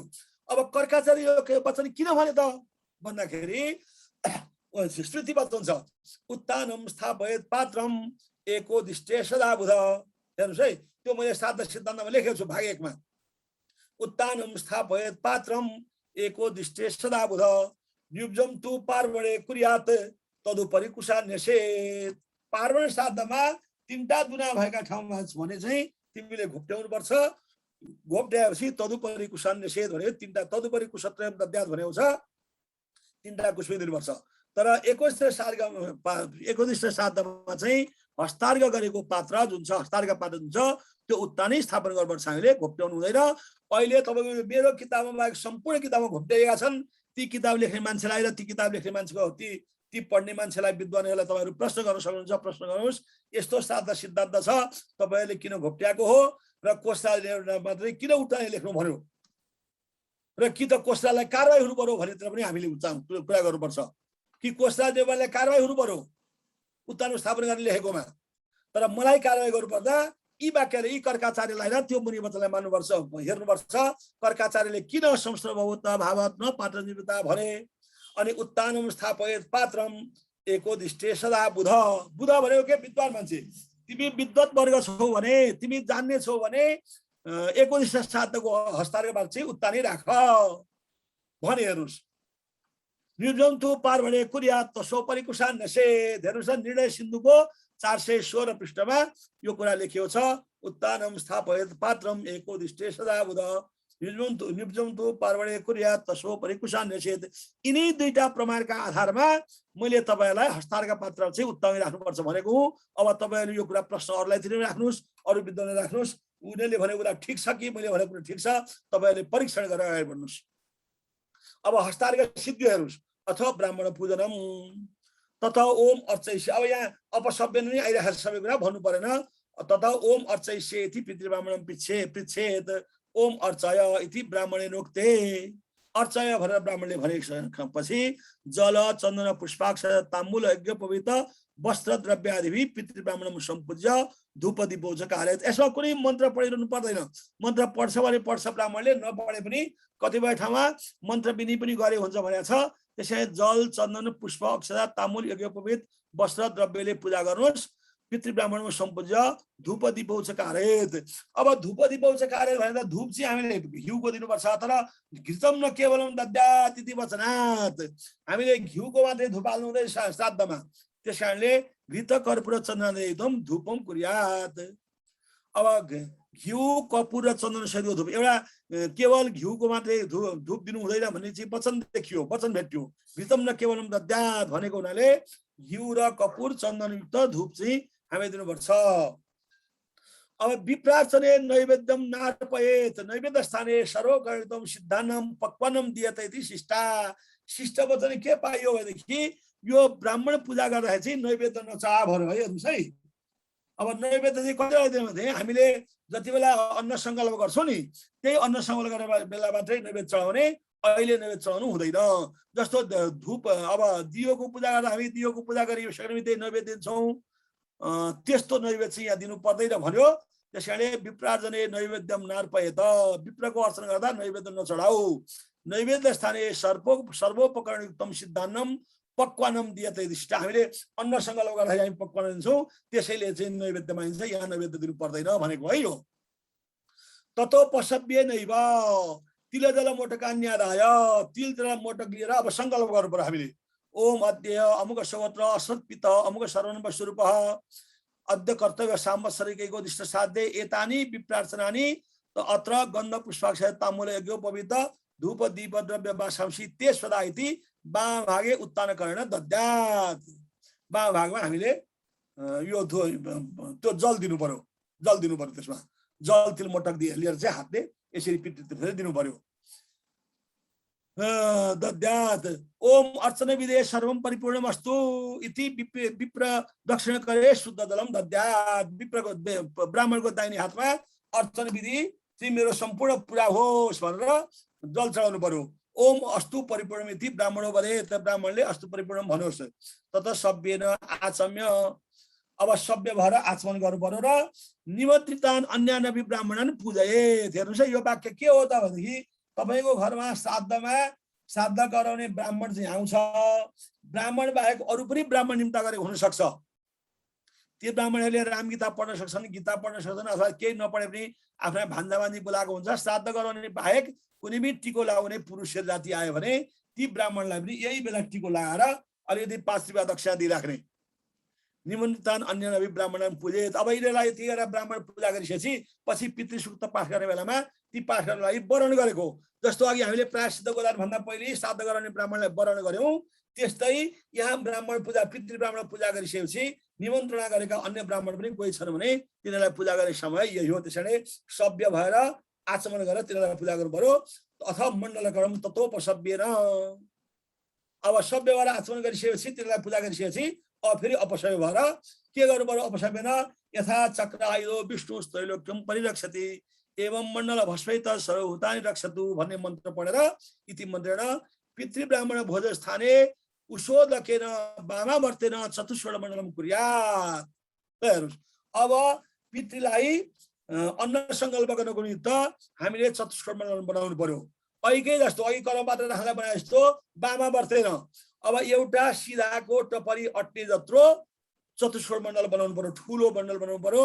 अब चतुर्सु कोडेसु मोटेकासन दद्यात्, यो वाक्य पनि पुराना श्राद्ध पद्धतिमा छैन। मोटेकासन दिनुपर्ने वचन चाहिँ उसमा छ, गृहसूत्रमै छ। त्यसैले मोटेकासन दिनुपर्छ। चारैवटा कोणमा, चारैवटा सुरमा मोटेकासन दिने, मोटेको आसन दिने। यो चतुर्सु कोडेसु मोटेकासन दद्यात् यो विशेष वाक्य हो। यो तपाईहरुका पुराना श्राद्ध पद्धतिमा यो पनि कुरा छैन। त्यसमा पुराना पद्धतिमा नभएको कुरा तपाईले श्राद्ध पद्धतिमा अन्डरलाइन गर्नु भए पनि हुन्छ, तपाईलाई सहिलो हुन्छ अरूलाई बताउनलाई। तत सभ्येन तत्रान्न पात्रम त स्थापयेत्। अब अन्न पात्र सभ्यले राख भने है मैले। हेर्नुस्, किन भनेदेखि पितृमपि परिवेशनम यज्ञोपवीत्यव कुर्यात् इति श्राद्धकल्प। हेमाद्रीको श्राद्धकल्पमा के भन्यो भनेदेखि पितृमपि परिवेशनम यज्ञोपवीत्यव कुर्यात्। किन यसो भने त हेमाद्रीले भनेदेखि अहिलेसम्म मेरो श्राद्धको किताबमा अरू मान्छेसित अरूका भएका सम्पूर्ण श्राद्धसित विवाद भएका महत्त्वपूर्ण पक्षमध्ये यो पनि एउटा हो। हामीले विश्वदेवलाई अन्नसंकल्प गर्यौं भने सभ्यले गर्छौं, तर पितृ ब्राह्मणलाई अन्नसंकल्प गर्ने किताब अहिलेसम्म नेपाल र भारतमा छापिएका सम्पूर्ण किताबमा सभ्य अपसभ्यले अन्नसंकल्प गरिएको छ। तर सिद्धान्तले के भन्यो भने पितृमपि परिवेशम यज्ञोपवीत्यव कुर्यात् भन्यो, अर्थात् सभ्यले नै गर भन्यो। यो किन भन्यो त भनेदेखि सूत्र सिद्धान्त बताएको छ पारशरीय सूत्रमा, अपसभ्येन यस्तोन्नम ब्राह्मणे व्यप्रयच्छति विष्टामस्नन्ति पितरः ते सर्वे छतिजोत्तमः। सिद्धान्त छ, यदि अपसभ्यले तिमीले अन्न संकल्प गर्यौ भने तिम्रा पितृहरू विष्टा खान्छन् र ती पितृ ब्राह्मणले पनि विष्टा खान्छन्। अब लु भन्नुस्, अपसभ्यले अन्न संकल्प गर्ने कि नगर्ने? अपसभ्यले अन्न संकल्प गर्नुपर्छ भनेका कुनै पनि ब्राह्मणहरूलाई तपाईहरु भेटेर सोध्नुस्, यो मेरो किताब नपढेका ब्राह्मणहरूलाई सोध्नुस् र यो श्लोक भन्नुस्। यो श्लोक मेरो श्राद्ध सिद्धान्तको पहिलो भागमा छ। अपसभ्येन यस्तोन्नम ब्राह्मणे व्यप्रयच्छति। यो वाक्य मैले यो श्राद्ध किताबमै राखिने। हेर्नुस्, खाली पितृमपि परिवेशम यज्ञोपवीत्यव कुर्यात् मात्रै राखिन, शिष्ट वाक्य मात्रै यसमा राखेको छु। विष्टा खाने जस्तो वाक्य मैले श्राद्ध किताबमा राखिन। किन राखेन भनेदेखि त्यो ज्यादै खतरनाक वाक्य लाग्यो मलाई। त्यसैले अन्न संकल्प अपसभ्यले गर्नु भनेको अत्यन्तै घातक काम हो।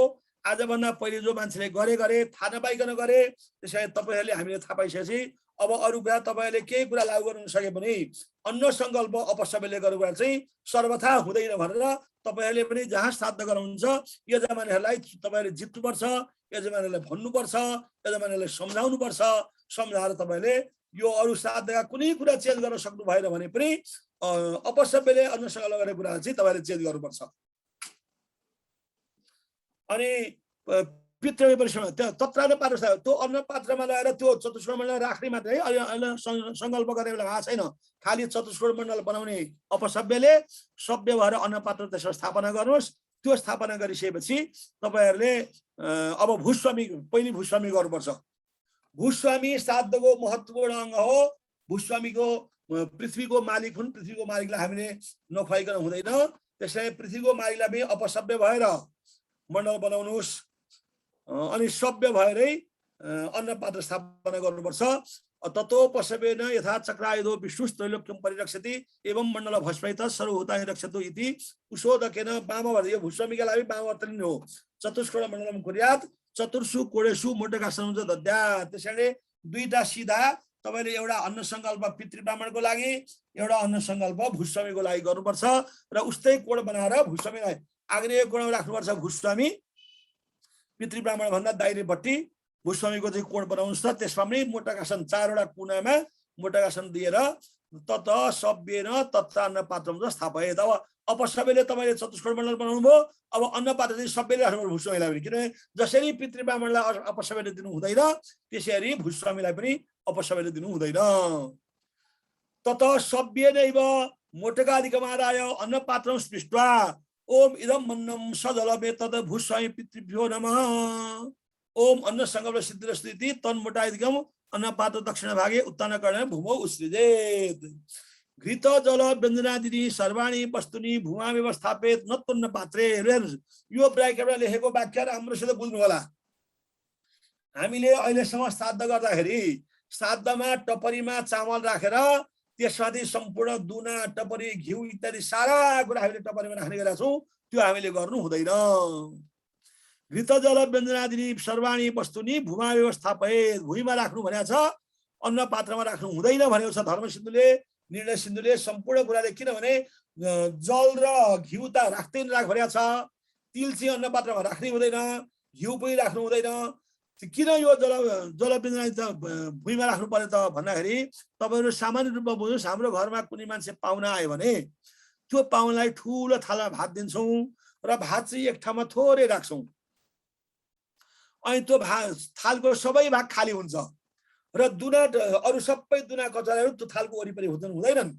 हामीले घरमा बोलाएको सम्मानित मान्छेलाई खाना खुवाउँदाखेरि हामीले थालमा कयौँ ठाउँ हुँदै पनि त्यो थालमा हामीले तरकारी पनि राख्दैनौँ, अचार पनि राख्दैनौँ, दाल पनि राख्दैनौँ, घिउ पनि राख्दैनौँ। त्यो थालमा भात बाहेक केही राख्दैनौँ। जसरी ब्राह्मणलाई दिने भातमा भात बाहेक थालमा केही राख्दैनौँ र सबै वरिपरि सामानहरू राख्छौँ, त्यसै गरी हामीले विश्व यो अन्न सङ्कल्प गर्दाखेरि पनि त्यो टपरीमा चामल बाहेक तपाईँको कुनै कुरा हुनु हुँदैन। सबै कुरा वरिपरि भुइँमा नै त्यो अब दुनामा भइहाल्छ, प्याकेटमा भइहाल्छ। सबै सामानहरू जति छन् ती तपाईँको भागमा वरिपरि राख्नुपर्छ, थालभित्र राख्नु, त्यो टपरीभित्र राख्नु हुँदैन। यो गरेर जानुहोस्। टपरीभित्र राख्नु हो भने त्यो अशिष्टता हुन्छ, शास्त्र विरुद्ध हुन्छ। त्यस कारणले अन्न सङ्कल्प गर्दा यो कुरा पनि ख्याल गर्नुहोस्। अब अन्न सङ्कल्प सबै एउटा टपरीमा राखेर ल्याएका हुन्छन्, तपाईँले त्यहाँ राखिसकेपछि सबै चिज चाहिँ चामल बाहेक सबै चिज वरिपरि राख्नुपर्छ, त्यो टपरीभित्र राख्नु हुँदैन। अथवा अन्न सङ्कल्प, यो अन्न सङ्कल्प तपाईँले यो अन्न सङ्कल्प अब सुरु भयो। अब पितृपामला अन्न सङ्कल्प सुरु भयो। तथा सभ्य नै भयो। अब सभ्य छ। हामीले माथि भूस्वामीले अन्न सङ्कल्प गर्दा हामी सभ्य नै भएका छौँ। त्यस कारणले सभ्यले नै अब अन्न सङ्कल्प गर्छ। तिलहीनम मोटकसहितम, हेर्नुहोस् है, तिलहीनम मोटकसहितम सोपस्करम व्यञ्जनादियुतम अन्नपात्रम उपनीय छोएर ओम मधु ओम मधु ओम मधु इत्युच्चार्य अधोमुख दक्षिण हस्तो परि। हेर्नुहोस् है, उता घोप्टो परेको, हेर्नुहोस् अब यसमा चाहिँ घोप्टो परेको। अधोमुख दक्षिण हस्तो परि अधोमुख वाम हस्तम कृत्वा। हेर्नुहोस्, हेर्नुहोस्, अधोमुख दक्षिण हस्तो परि देखिन्छ मेरो हात।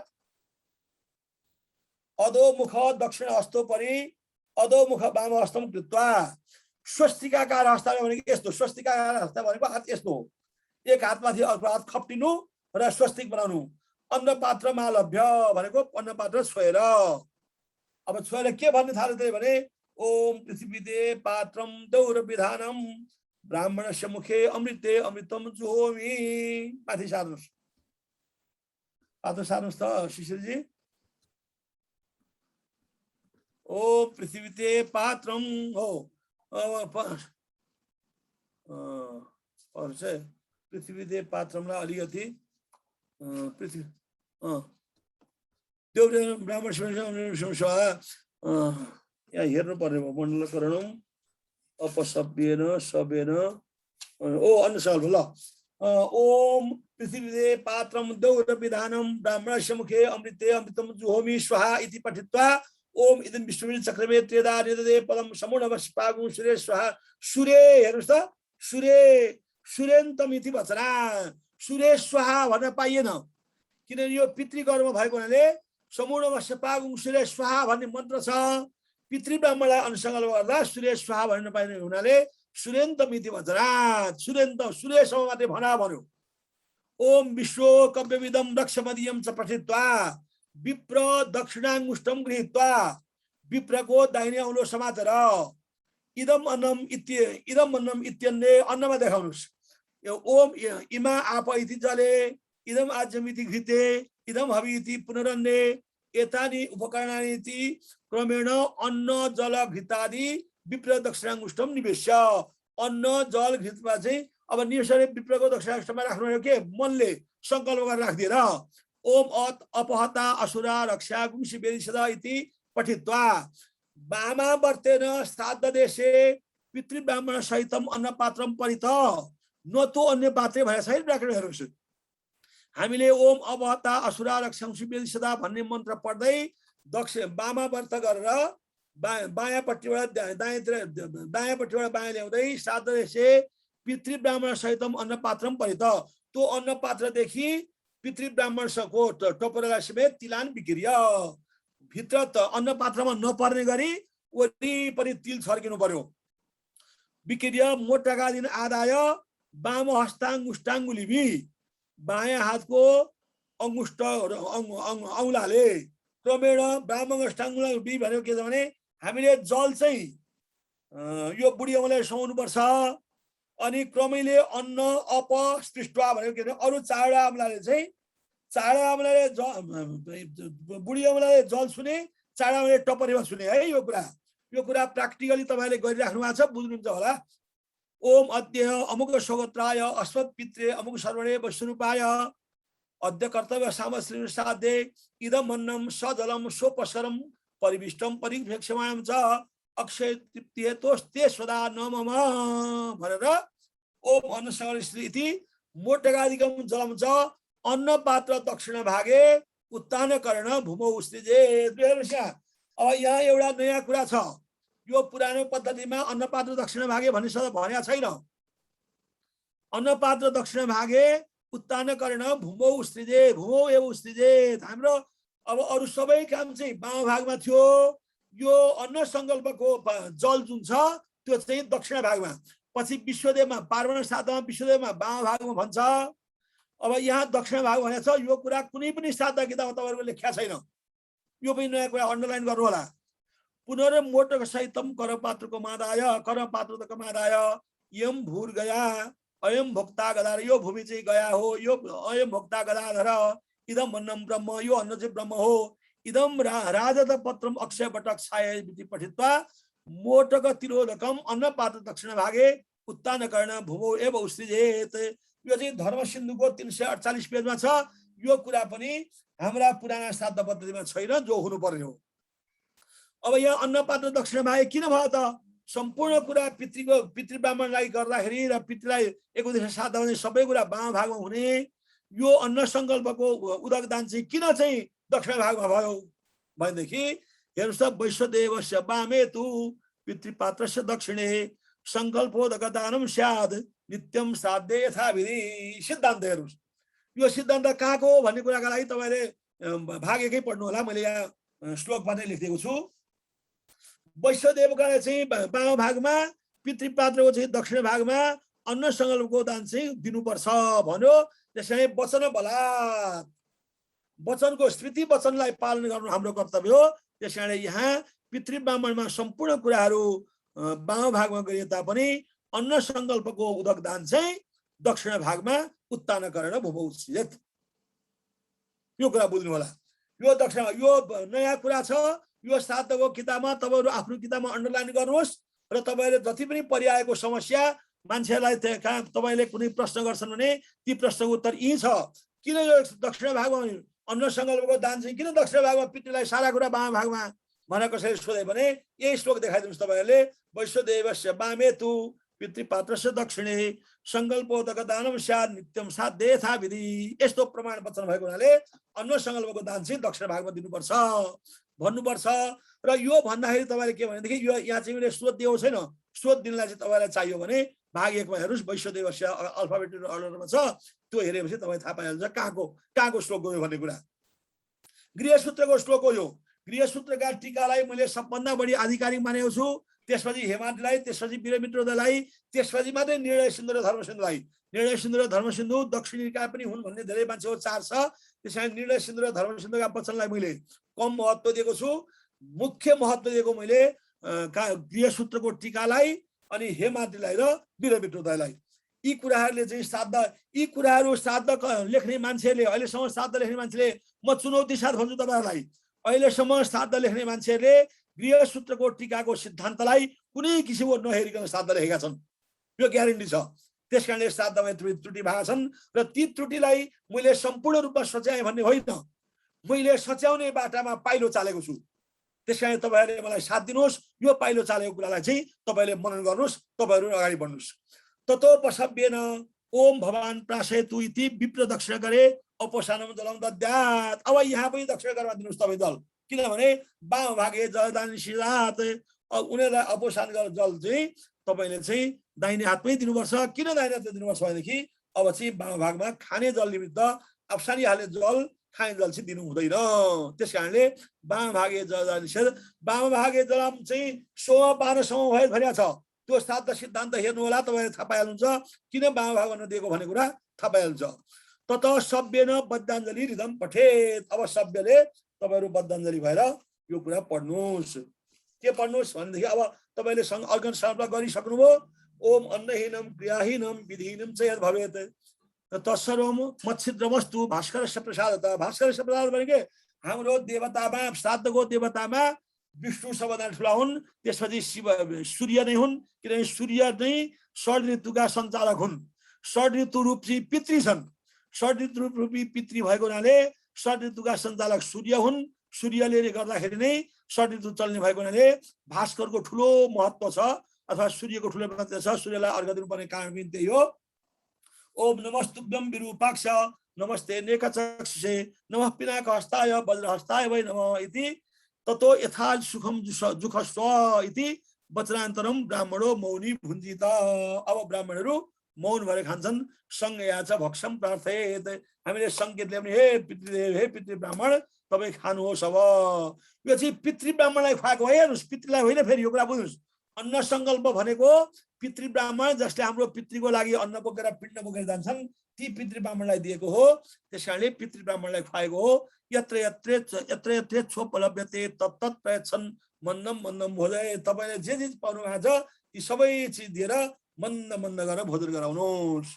तत सभ्येनैव श्राद्धकर्ता कुशो परिविशन पूर्वाभिख भूख। अब पूर्व फर्क्यो है। अब श्राद्धकर्ता त्यही आसनमा पूर्व फर्केर सप्रणव व्यादितिकाम गायत्रीम जपित्वा ओमकार सहित, ओमकार र ओम भूर्व सहित गायत्री मन्त्र जपेर मधुबाता इति मन्त्रत्रयम पठेत।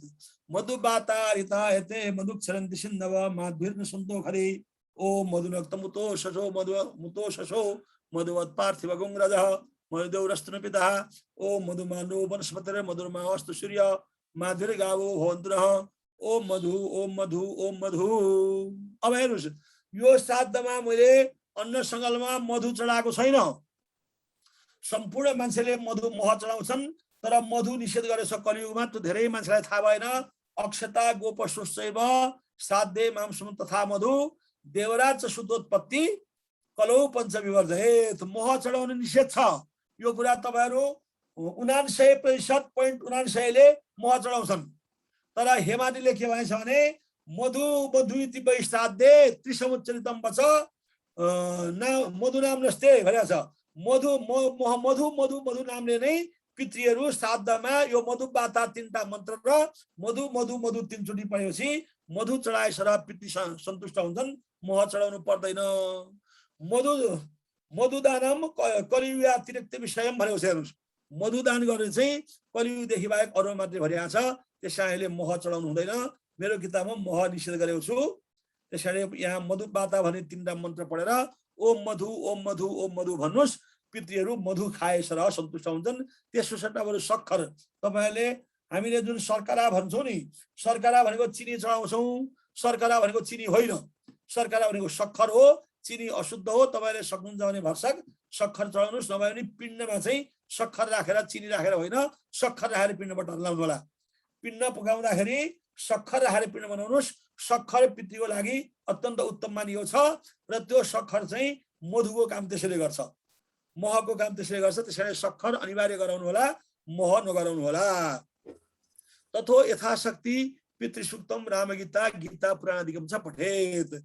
अशक्तश्चेत, हेर्नुहोस् है, अशक्तश्चेत यदि तपाईँ पितृसूक्त पनि पढ्न सक्नुहुन्न, रामगीता पनि पढ्न सक्नुहुन्न, गीता पनि पढ्न सक्नुहुन्न, पुराण पनि पढ्न सक्नुहुन्न भने चाहिँ अशक्तश्चेत अभावे सर्वविद्यानां गायत्री जपमाचरेत। यदि अरू कुनै पनि कुराको अभाव भयो भने अष्टोत्तर शतम 108 यथाशक्तिमा गायत्री जपे। तपाईले सक्नुहुन्छ भने 108 गायत्री जप्नुहोस्। नभए पनि यथाशक्ति गायत्री, यथाशक्ति 10 गायत्री जप्नुहोस्। ओम नमो वा इत्यादि त्रिजपेत अनि नमो भन्ने मन्त्र 3 चोटि जप्नुस्। ओम पुनन्तु महापितरा इत्यादि त्रिजपेत पुनन्तु महापितरा भन्ने मन्त्र 3 चोटि जप्नुस्। यदि तपाईले पितृसुक्त रामगीता पाठ गर्न सक्नुहुन्छ भने ठिकै छ, पाठ गर्नुहोस्। पाठ गर्न सक्नु भएन भने गायत्री जप गर्नुहोस्, 108 अथवा 10 गायत्री जप्नुहोस्, अथवा नमो वा पितरा र पुनन्तु महापितरा भन्ने मन्त्र ती 3 चोटि पढ्नु भने तपाईलाई पितृसुक्त पढेको फल प्राप्त हुन्छ। यो अन्नसँग कुरा यति कुरा बुझ्नुहोस्। अथवा विकिर दानम, अब विकिर दिएको आयो। ततो पशव्येन अन्न पात्र सनिदौ पितृब्राह्मणस्य आसन पितृब्राह्मणशासन दक्षिण भागे भूमो विकिरासन दद्यात्। अब हेर्नुस्, यो विकिरासन चाहिँ कहाँ राख्ने, विकिर कहाँ दिने भन्ने कुरामा पनि शास्त्रमा वचन छ। अग्निकोणे छाये स्यात् नैऋत्ये पार्वणे तथा भनेको छ। हेर्नुस्, अग्निकोणे छाये स्यात् नैऋत्ये पार्वणे तथा भनेको छ। हेर्नुस्, हरेक श्राद्धमा कुन श्राद्धमा कुन कोणमा दिनुपर्ने विकिरको श्राद्ध सिद्धान्त छ। तपाईले श्राद्ध सिद्धान्त हेर्नु होला। पुराना श्राद्ध किताबमा यसरी विकिर दान कुन श्राद्धमा आग्नेय कोणमा दिने, कुन श्राद्धमा नैऋत्य कोणमा दिने, कुन श्राद्धमा दक्षिण कोणमा दिने भन्ने कुरा यो भन्दा पुराना किताबमा कुनैमा पनि उल्लेख गरेका छैनन्। तर मैले सिद्धान्त प्रतिपादन गरेर अग्निकोणे 6-7 भन्ने वचनले गर्दाखेरि अग्निकोणमा तपाईको विकिरासन, एकोदिष्ट श्राद्धमा आग्नेय कोणमा विकिर दान गर्नुपर्छ। दक्षिणाग्रम सतिलम कुशत्रयम तत्रास्तिर्य। हेर्नुस् है, विकिरको लागि आसन के दिनु पर्यो त भने दक्षिणाग्रम भने दक्षिणतिर टुप्पो फर्काएको तिल सहितको 3वटा कुश ओछ्याउनुस्। ओछ्याएर मोटक आदिगम आधाय मोटक दिनुस्। अब के गर्नु भने यहाँ यो विकिर दानमा ओमकार प्रयोग गर्न पाइँदैन है। अरु सबै ठाउँमा मन्त्रमा श्लोकमा ओम लगाउनु पर्छ। तर विकिर दान गरेर चाहिँ हामीले तल्लो स्तरका पितृलाई दिनुपर्ने भएकोले त्यहाँ ओम लगाउनु पर्दैन। अशस्थित प्रमेता नाम त्यागी नाम कुलयोषिताम उच्छिष्ट भागधेया नाम दर्भेषु विकिरासनम। यो कुशमा, त्यो कुशमाथि चाहिँ विकिरको लागि आसन दिनुस् मोटक लागि। इति मन्त्रेण मोटक रूपम आसनम आश्रित कुशोपरि उस्थिदेत। ओछ्याइएको 3टा कुशमाथि मोटक राखिदिनुस्। तत तिल घृतयुत मन्नमादाय जलेन आप्लाव्य। अब तिल घृतयुत मन्नमादाय भनेको के, तिल घिउले अब खिरलाई भिजाएर, अन्न भनेको खिर नै हो, चामल पनि भिजाउँछ, कतिपय चामल पनि गर्छन् तर खिर नै गर्ने हो। खिर पायस जो पकाएको छ त्यो पाएकै भागले चाहिँ विकिर दान दिने हो। जलेन आप्लाव्य भनेको जलमा डुबाएर मोटक आदिगम चाराय, मोटक पनि लिएर। अब यो अन्नसँग गर्नुस्। ओम न भन्नुस् त्यहाँ। ओम अत्रापि ओमकार रहित कार्य अग्निदग्धाश्रये जीवा एप्य दग्धा कुले मम भूमौ दत्तेन तृप्यन्तु तृप्तायन्तु पराम गतिम। यो श्लोक भनेर इति मन्त्रेण आश्रित कुशोपरि तदन्नम विकिरेत। त्यो कुशमाथि त्यो अन्न तपाईँ राखिदिनुस्। मोटक अंश दद्यात्, मोटक पनि राखिदिनुस्। त्यसमा मोटक चाहिँ राख्नै पर्छ। त्यसमा मोटक हेर्नु, श्राद्धमा पितृकृत्यमा मोटकको र देवकृत्यमा कुशको ठुलो महत्व छ। अब यहाँ भूमौ भनेको छ नि, भूमौ दत्तेन तृप्यन्तु भुइँमा दिनुपर्छ भन्छ नि। यो भुइँमा दिनुको अर्थ खाली ठाउँमा दिनु होइन, त्यही 3टा कुशमाथि नै मोटकमा दिने हो। भूमाविधि कथनम आश्रित कुशोपरिधि ज्ञेयम। भूमौ भने खाली भुइँ भनेर कसैले अर्थ बुझा छन्। खाली भुइँमा होइन, खाली भुइँमा कुश चाहिँ राख्नै पर्छ। 3टा कुश राखेर त्यसमाथि मोटक राखेर त्यो जलले आप्लावन गरेर त्यो अन्न दिनुहोस्। अन्न दिइसकेपछि अनि मोटक पनि राखिदिनुहोस् त्यसमाथि। भूमौ भनेको अर्थ के भने आश्रित कुशोपरि भने कुशमाथि नै भन्ने कुरा बुझ्नु। तत विकिरोपरि पुनस्तिलोदकम दद्यात्। अब हेर्नुहोस्, पुराना किताबमा विकिर दिएपछि तिलोदक दिए भन्ने छैन। तर मैले यसमा यो पनि नयाँ यसमा अन्डरलाइन गर्नुहोस्। पुनस्तिलोदकम दद्यात्लाई किन भनेदेखि पुनस्तिलोदकम निक्षिपेदिति मृताक्षरा वचनात्। मृताक्षरा भनेको यज्ञवल्क्य स्मृतिको सबभन्दा ठुलो टीका। मृताक्षरा भन्दा ठुलो विद्वान मृताक्षरा चाहिँ कसको हो भनेदेखि मृताक्षरा लेख्ने मान्छे विज्ञानेश्वर। मिताक्षरा यज्ञवल्क्य स्मृतिको मिताक्षरा टीका भनेको विज्ञानेश्वरको हो। जसरी कात्यायनको गृहसूत्रको टीकाकारमा कर्काचार्यको सबभन्दा ठुलो महत्व छ, त्यस्तै यज्ञवल्क्य स्मृतिको मिताक्षरा टीकामा विज्ञानेश्वर त्यतिकै ठुला विद्वान हुन्। विज्ञानेश्वर वचन हामीलाई उल्लङ्घन गर्न मिल्दैन। त्यसैले उनले के भने पुनस्तिलोदकम निक्षिपेदित। विकिर दिएपछि तिल र जल दिनै पर्छ भनेको हुनाले तिल जल दिनुपर्छ। यो पुराना सादा किताबमा छैन, यो पनि तपाईले अन्डरलाइन गर्नु होला। तत सभ्येन धारित कुशान परित्यज्य।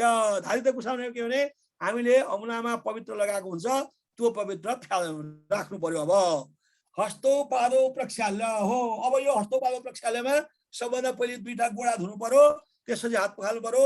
त्यो हस्तो पादो प्रक्षाल्यको पानी तपाईले आचमन गर्ने पात्र पञ्चपात्रले गर्नु हुँदैन, किनभने जुन पञ्चपात्रले आचमन गरिन्छ त्यो पञ्चपात्र पानीले गोडा धुनु हुँदैन। जुन पानीले गोडा धुइन्छ त्यसले आचमन गर्नु हुँदैन। यो कुरा अहिलेका समय गरेका श्राद्ध पद्धतिका धेरै मान्छेहरूलाई, श्राद्ध गराउने र गर्नेलाई धेरै मान्छेलाई यो कुरा ख्याल छैन। त्यसैले आचमन गर्ने पानीले नै गोडा धुने गरेका छन्, त्यो कुरा गर्नु हुँदैन। ध्यान दिनुहोस् तपाईहरुले। र श्राद्ध गराउने मान्छेले श्राद्ध गर्ने जजमान त जान्दैन, तर श्राद्ध गराउने मान्छे जानेको हुनुपर्छ। त्यसकारण हस्तो पादो प्रक्षाल्य गर्ने पञ्चपात्र श्राद्धकर्ताले छुट्टै राख्नुपर्छ र आचमन गर्ने पञ्चपात्र छुट्टै राख्नुपर्छ। यो कुरा तपाईहरु श्राद्ध गराउने मान्छेले सचेत भएर सिकाउनु होला। हस्तो पादो प्रक्षाल्य नव पवित्रम धित्वा। अब नयाँ पवित्र फेरि लगाइदिनु भयो। तपाईको यो औँठी लगाएको भए तापनि कुशको पवित्र लगाउने चलन छ, त्यसैले कुशको पवित्र फेरि लगाइदिनुहोस्। त्यो पवित्र लगाइदिएपछि त्यहाँ पातो पल्ट्यो। ओम हरि भन्दा के छ, पहिले के छ त?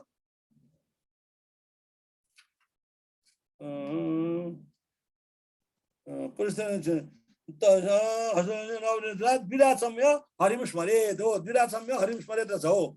विराचम्य। अब विराचमन आयो। सबभन्दा सुरुमा विराचमन गरेका थियौँ हामीले, अनि ब्राह्मण उपवेशपछि विराचमन गरेका छौँ।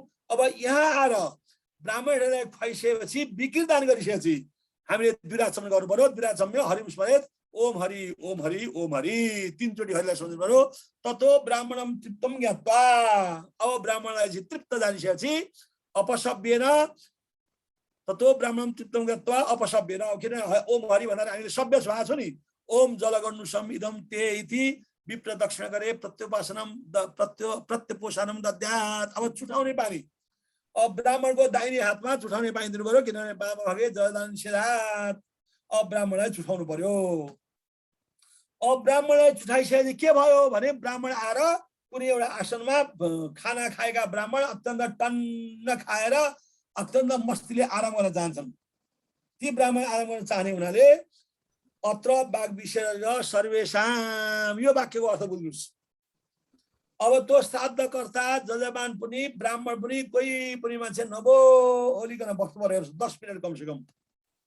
अत्र वाग विसर्ग सर्वेषामको अर्थ के हो भनेदेखि ब्राह्मणलाई छुटाइसकेपछि ब्राह्मण जब खाना खाएर एक ठाउँमा बस्छन् आनन्दसँग, त्यो बेला हामीले श्राद्धकर्ता पनि चुप लाएर बस्नुपर्छ। श्राद्ध गराउने ब्राह्मण पनि चुप लाएर बस्नुपर्छ। पुरा ध्यानपूर्वक 5-7 मिनट चुप लाएर बस्नुपर्छ। वाग विसर्ग सर्वेषाम भनेको भने कोही पनि नबोलिकन बस्नु भने हो। ब्राह्मणहरूको खानामा खाना खाएर आनन्द लिएको बेलामा चाहिँ शान्त भएर बसाइदिएको हो।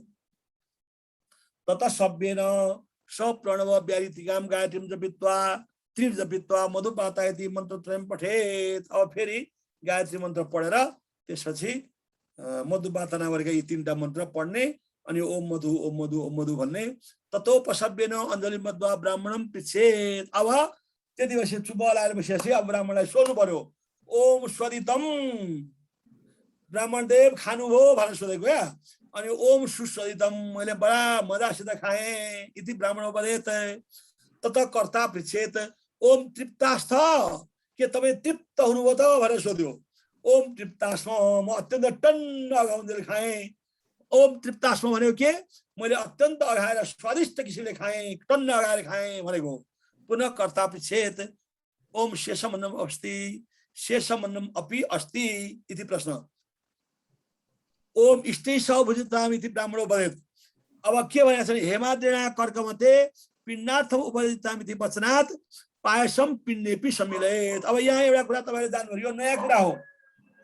हेमाद्रीले के भने कर्काचार्यको मत, कर्काचार्य भन्नु सबभन्दा ठुलो व्याख्याकार, उनको मत के छ भने बाँकी रहेको अन्न चाहिँ पिण्डार्थम उपदिताम भनेको जो पिण्ड बटारिसकेका हुन्छ त्यो पिण्ड बटारेको ठाउँमा जो खिर पकाएको हुन्छ छुट्टै खाना भनेर त्यो खिर पनि अलिकति दलिदिनु पर्यो। पायसम पिण्डे सम्मिलेत, पिण्डमा अलिकति पकाएको खिर पनि त्यसमा राखिदिनु, किन ब्राह्मणले खाएर बाँकी रहेको भयो नि त, त्यो बाँकी रहेको चिज चाहिँ शेष चिज चाहिँ पिण्डमा मिलाउनु पर्यो। अब इष्टै सभुजताम मात्रै भने पुरानो किताबमा, इष्टै सभुजताम मात्रै होइन, त्यो पितृले खाने पिण्ड जुन छ त्यो पिण्डमा पनि पायस अलिकति मिसाऊ भने कर्काचार्यले। त्यस कारण हेमाद्रिणा कर्कमध्ये पिण्डार्थम उपयुक्ताम, पिण्ड मिसाऊ भनेको के मिसाउने भने पायस मिसाउने।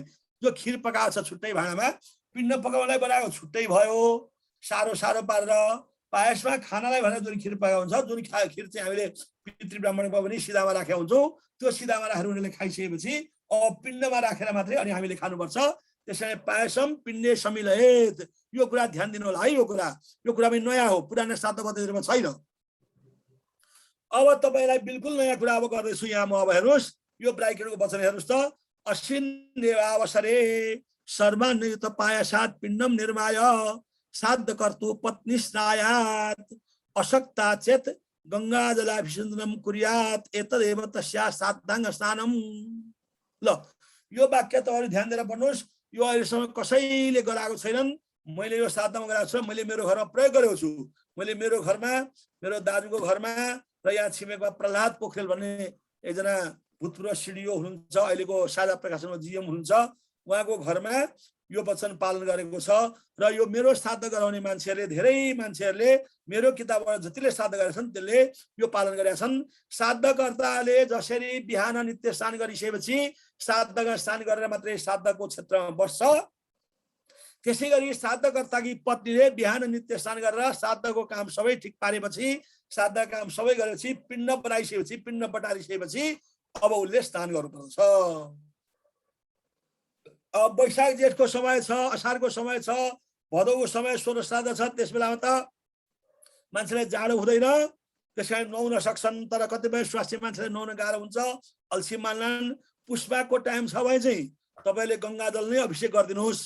मैले यहाँ गंगाजल अभिषेक कुर्यात भनेको छु। कतिपय स्वास्थ्य मान्छेलाई नोटेर्न सक्छन्, लोग्ने मान्छेलाई पनि ननुहाउन सक्छन्। तर तपाईहरु स्वास्थ्य मान्छेलाई आफ्नो श्रीमतीलाई तपाई बाई लगाउनुहोस्। श्राद्धकर्ताकी पत्नीले अहिले त के काठमाडौँ सहरमा त अब गाउँ गाउँ पनि अहिले बिजुली पुगेको छ, कुलमानको कृपा भएको छ, सोलर सिस्टम भएको छ, ग्यास गिजर पुगेको छ। कुनै पनि ठाउँमा नुहाउने तातो पानी चिसो पानी सारा छन्, तातो पानी नुहाउनु पर्दै हुँदैन भन्ने कुरा निषेध गर्नु परेको छैन। त्यसकारणले श्राद्धकर्ताले आफ्नी पत्नीलाई तिमी नुहाऊ भन्ने किसिमको चाहिँ गराउनुपर्छ। त्यसकारण तपाईहरु पुष माघ फागुन, मङ्सिर पुष माघ फागुनको समय छ र ज्यादै पानी परेको छ भने तपाईहरु श्रीमतीलाई पनि दुःख नदिनुहोस्। अब बुढाबुढी भइसकेका हुन्छन्, श्रीमतीहरू पनि रोगी पनि हुन सक्छन्, तिनीहरूलाई नुहाउनलाई गाह्रो हुन्छ, भोलि सर्दी रुगा लाग्ला। त्यस्तो अवस्था चाहिँ गंगाजल अभिषेक गरिदिनुहोस्। होइन भने श्राद्धकर्ताकी पत्नीले नुहाउनै पर्छ, त्यो नै श्राद्धाङ्ग स्नान हो उसको। त्यसैले श्राद्धकर्ताकी पत्नीलाई श्राद्ध स्नान गराउनुपर्छ। पार्षद गृह सूत्रले स्पष्ट रूपमा श्राद्धकर्ताकी पत्नीलाई नुहाउने व्यवस्था गरेको छ। यो कुनै पनि अहिलेसम्म श्राद्ध किताबमा छैन। यो कुरा तपाईहरुले बुझ्नुहोस् र व्याख्या गर्नुहोस् र लागू गराउनुहोस्। तपाईले सबै ठाउँ भन्नुपर्छ यो नचाहिँदो कुरा भनेछ भने चाहिँ तपाईले प्रमाण देखाइदिनुहोस्। तर मलाई जहाँसम्म लाग्छ यो नचाहिँदो कुरा भन्न सक्दैन। श्राद्ध सम्बन्धी प्रेम गरेर श्राद्ध सम्बन्धी भक्ति हुने मान्छेले श्राद्धकर्ताकी पत्नीले नुहाउने कुरालाई नचाहिँदो कुरा भन्दैन भन्ने कुरा हो, म विश्वस्त छु। श्राद्ध त्यो श्राद्धका स्नान गरिसकेपछि अब ततो जल घृतक क्षीर व्यञ्जनादि युक्त सकल पक्वानानि संयोज्य पितृदेशन निवेदनी। अब त्यसपछि भात चढाउने कुरा आउँछ। हेर्नुहोस् यो भात चढाउने विधि चाहिँ श्राद्ध किताबमा कहीँ छैन। हाम्रो चलनमा भात चढाउने चलन छ। भात चाहिँ अब पितृ ब्राह्मणलाई चढाइसकेपछि अब पितृलाई जो हामीले भात चढाउनु गरेको कारण के त भने पकाएको पिण्ड चाहिँ बाहिर निकाल्न पाइन्छ हामीले घिउमा दुधमा पकायो भने। तर भात र दाल त बाहिर लैजान सकिँदैन नि। त्यो भात र दाल चाहिँ बाहिर लैजान नसकिने हुनाले पितृलाई छुट्टै चढाउनु पर्ने हुनाले हामीले सम्पूर्ण पकाएका चिजहरू फेरि पितृलाई चढाउनुपर्छ भित्र यो भान्सामा चढाउनुको निमित्त। त्यो भान्सामा चढाउनु निमित्त त्यो श्राद्धका पत्नीले नुहाउनुपर्छ। नुहाएर आएर मात्रै त्यो भात चढाउने काम गर्नुपर्छ। त्यसपछि मात्रै पछि वसन्त पूजा गर्न पिण्डदान गर्नलाई पिण्ड हातमा राखिदिनलाई श्राद्धका कर्ताकी पत्नी योग्य हुन्छ। त्यसकारणले श्राद्धकी कर्ताकी पत्नीले नुहाइन भने योग्य हुन्न। त्यसकारण तपाईहरुले यो श्राद्धकर्ताकी पत्नीले नुहाउनु पर्छ अथवा जलको अभिषेक गरिदिनुपर्छ। यो कुरा चाहिँ ख्याल गर्नु होला तपाईहरुले। अब यसमा यो भात चढाउँदा पनि अघि अन्नसँग जस्तै जल घृत व्यञ्जनादि सर्वाणी पात्राणी भूमौ स्थापयेत नतु भोजन पात्रे। टपरीमा चाहिँ खाली भात मात्रै राख्ने, अरु सबै व्यञ्जनाहरू चाहिँ वरिपरि दुनामा राख्नुपर्छ है। यो भात चढाउँदा पनि तपाईहरुले थाहा पाउनुहोस् यो टपरीमाथि सबै राख्नु हुँदैन, त्यो अशिष्टता हुन्छ। पितृलाई खान भात चाहिँ सबै टपरीले छोपेर दुनाले छोपेर कसैले खाने, त्यसै दुना टपरीमा चाहिँ भात मात्रै हुनुपर्छ र अरू सबै तल राख्नुपर्छ। अनि त्यहाँ पानी पनि राख्नुपर्छ। हेर्नुहोस् आज पनि पञ्चपात्रमा या कलशमा म यता चाँदीकै एउटा गिलास तयार गरेको छु। पितृ ब्राह्मणलाई भात चढाउँदाखेरि प्रयोग गर्नलाई जल दिने चाहिँ भाँडो चाँदीको बनाएको छु मैले। अब मैले बनाएको छु भन्दैमा सबैले बनाउनुपर्छ भन्दिनँ। जलको पात्र भएन भने दुनामा भए पनि पाइराख्नुपर्छ। तर दाहिनेपट्टि पितृहरू आफूतिर फर्किया छन् भन्ने सम्झेर आफ्नो देब्रे हातपट्टि पितृको दाहिने हात पर्छ। त्यसरी चाहिँ त्यो जलको दुनु पनि त्यसरी राखिदिनु होला। जल पहिले राखेर मात्रै अन्यहरू राख्नु होला। यो भात पस्किँदाखेरि तपाईँले जानु परेको छ घरमा स्वास्थ्य मान्छेलाई सिकाउनु होला। घरमा कोही मान्छे खाना खान आयो भने सबभन्दा पहिले खाना पस्किएर दिने होइन। सबभन्दा पहिले गिलासमा दाहिनेपट्टि पानी राखिदिने, देब्रेपट्टि राख्नु हुँदैन। बाम भागे जलदान निषेधा। तब तपाईँले जानिसकेपछि तपाईँहरूको घरमा बाम भागमा जल राख्नु हुँदैन, दाहिने भागमा जल राख्नुपर्छ। र यहाँ पितृलाई भात चढाउँदा पनि दाहिने भागमा दुनामा जल राख्ने गर्नुहोस्। जल घृत व्यञ्जनादि सर्वाणी पात्राणी भूमौ स्थापयत नतुन्य पात्रे भयो कि तत अपसव्य नैव ओम पिण्डदानम हम करिष्ये। अब पिण्डदानसम्म मैले आज सुरु गरेँ। अब यो कार्यक्रम आज 9:30 भई स्थगित गरौँ। भोलि सकौँला। भोलि 31/7 सक्छौँ हामी। हरिओम तत्सत्। ल तत्सत् गुरुजी।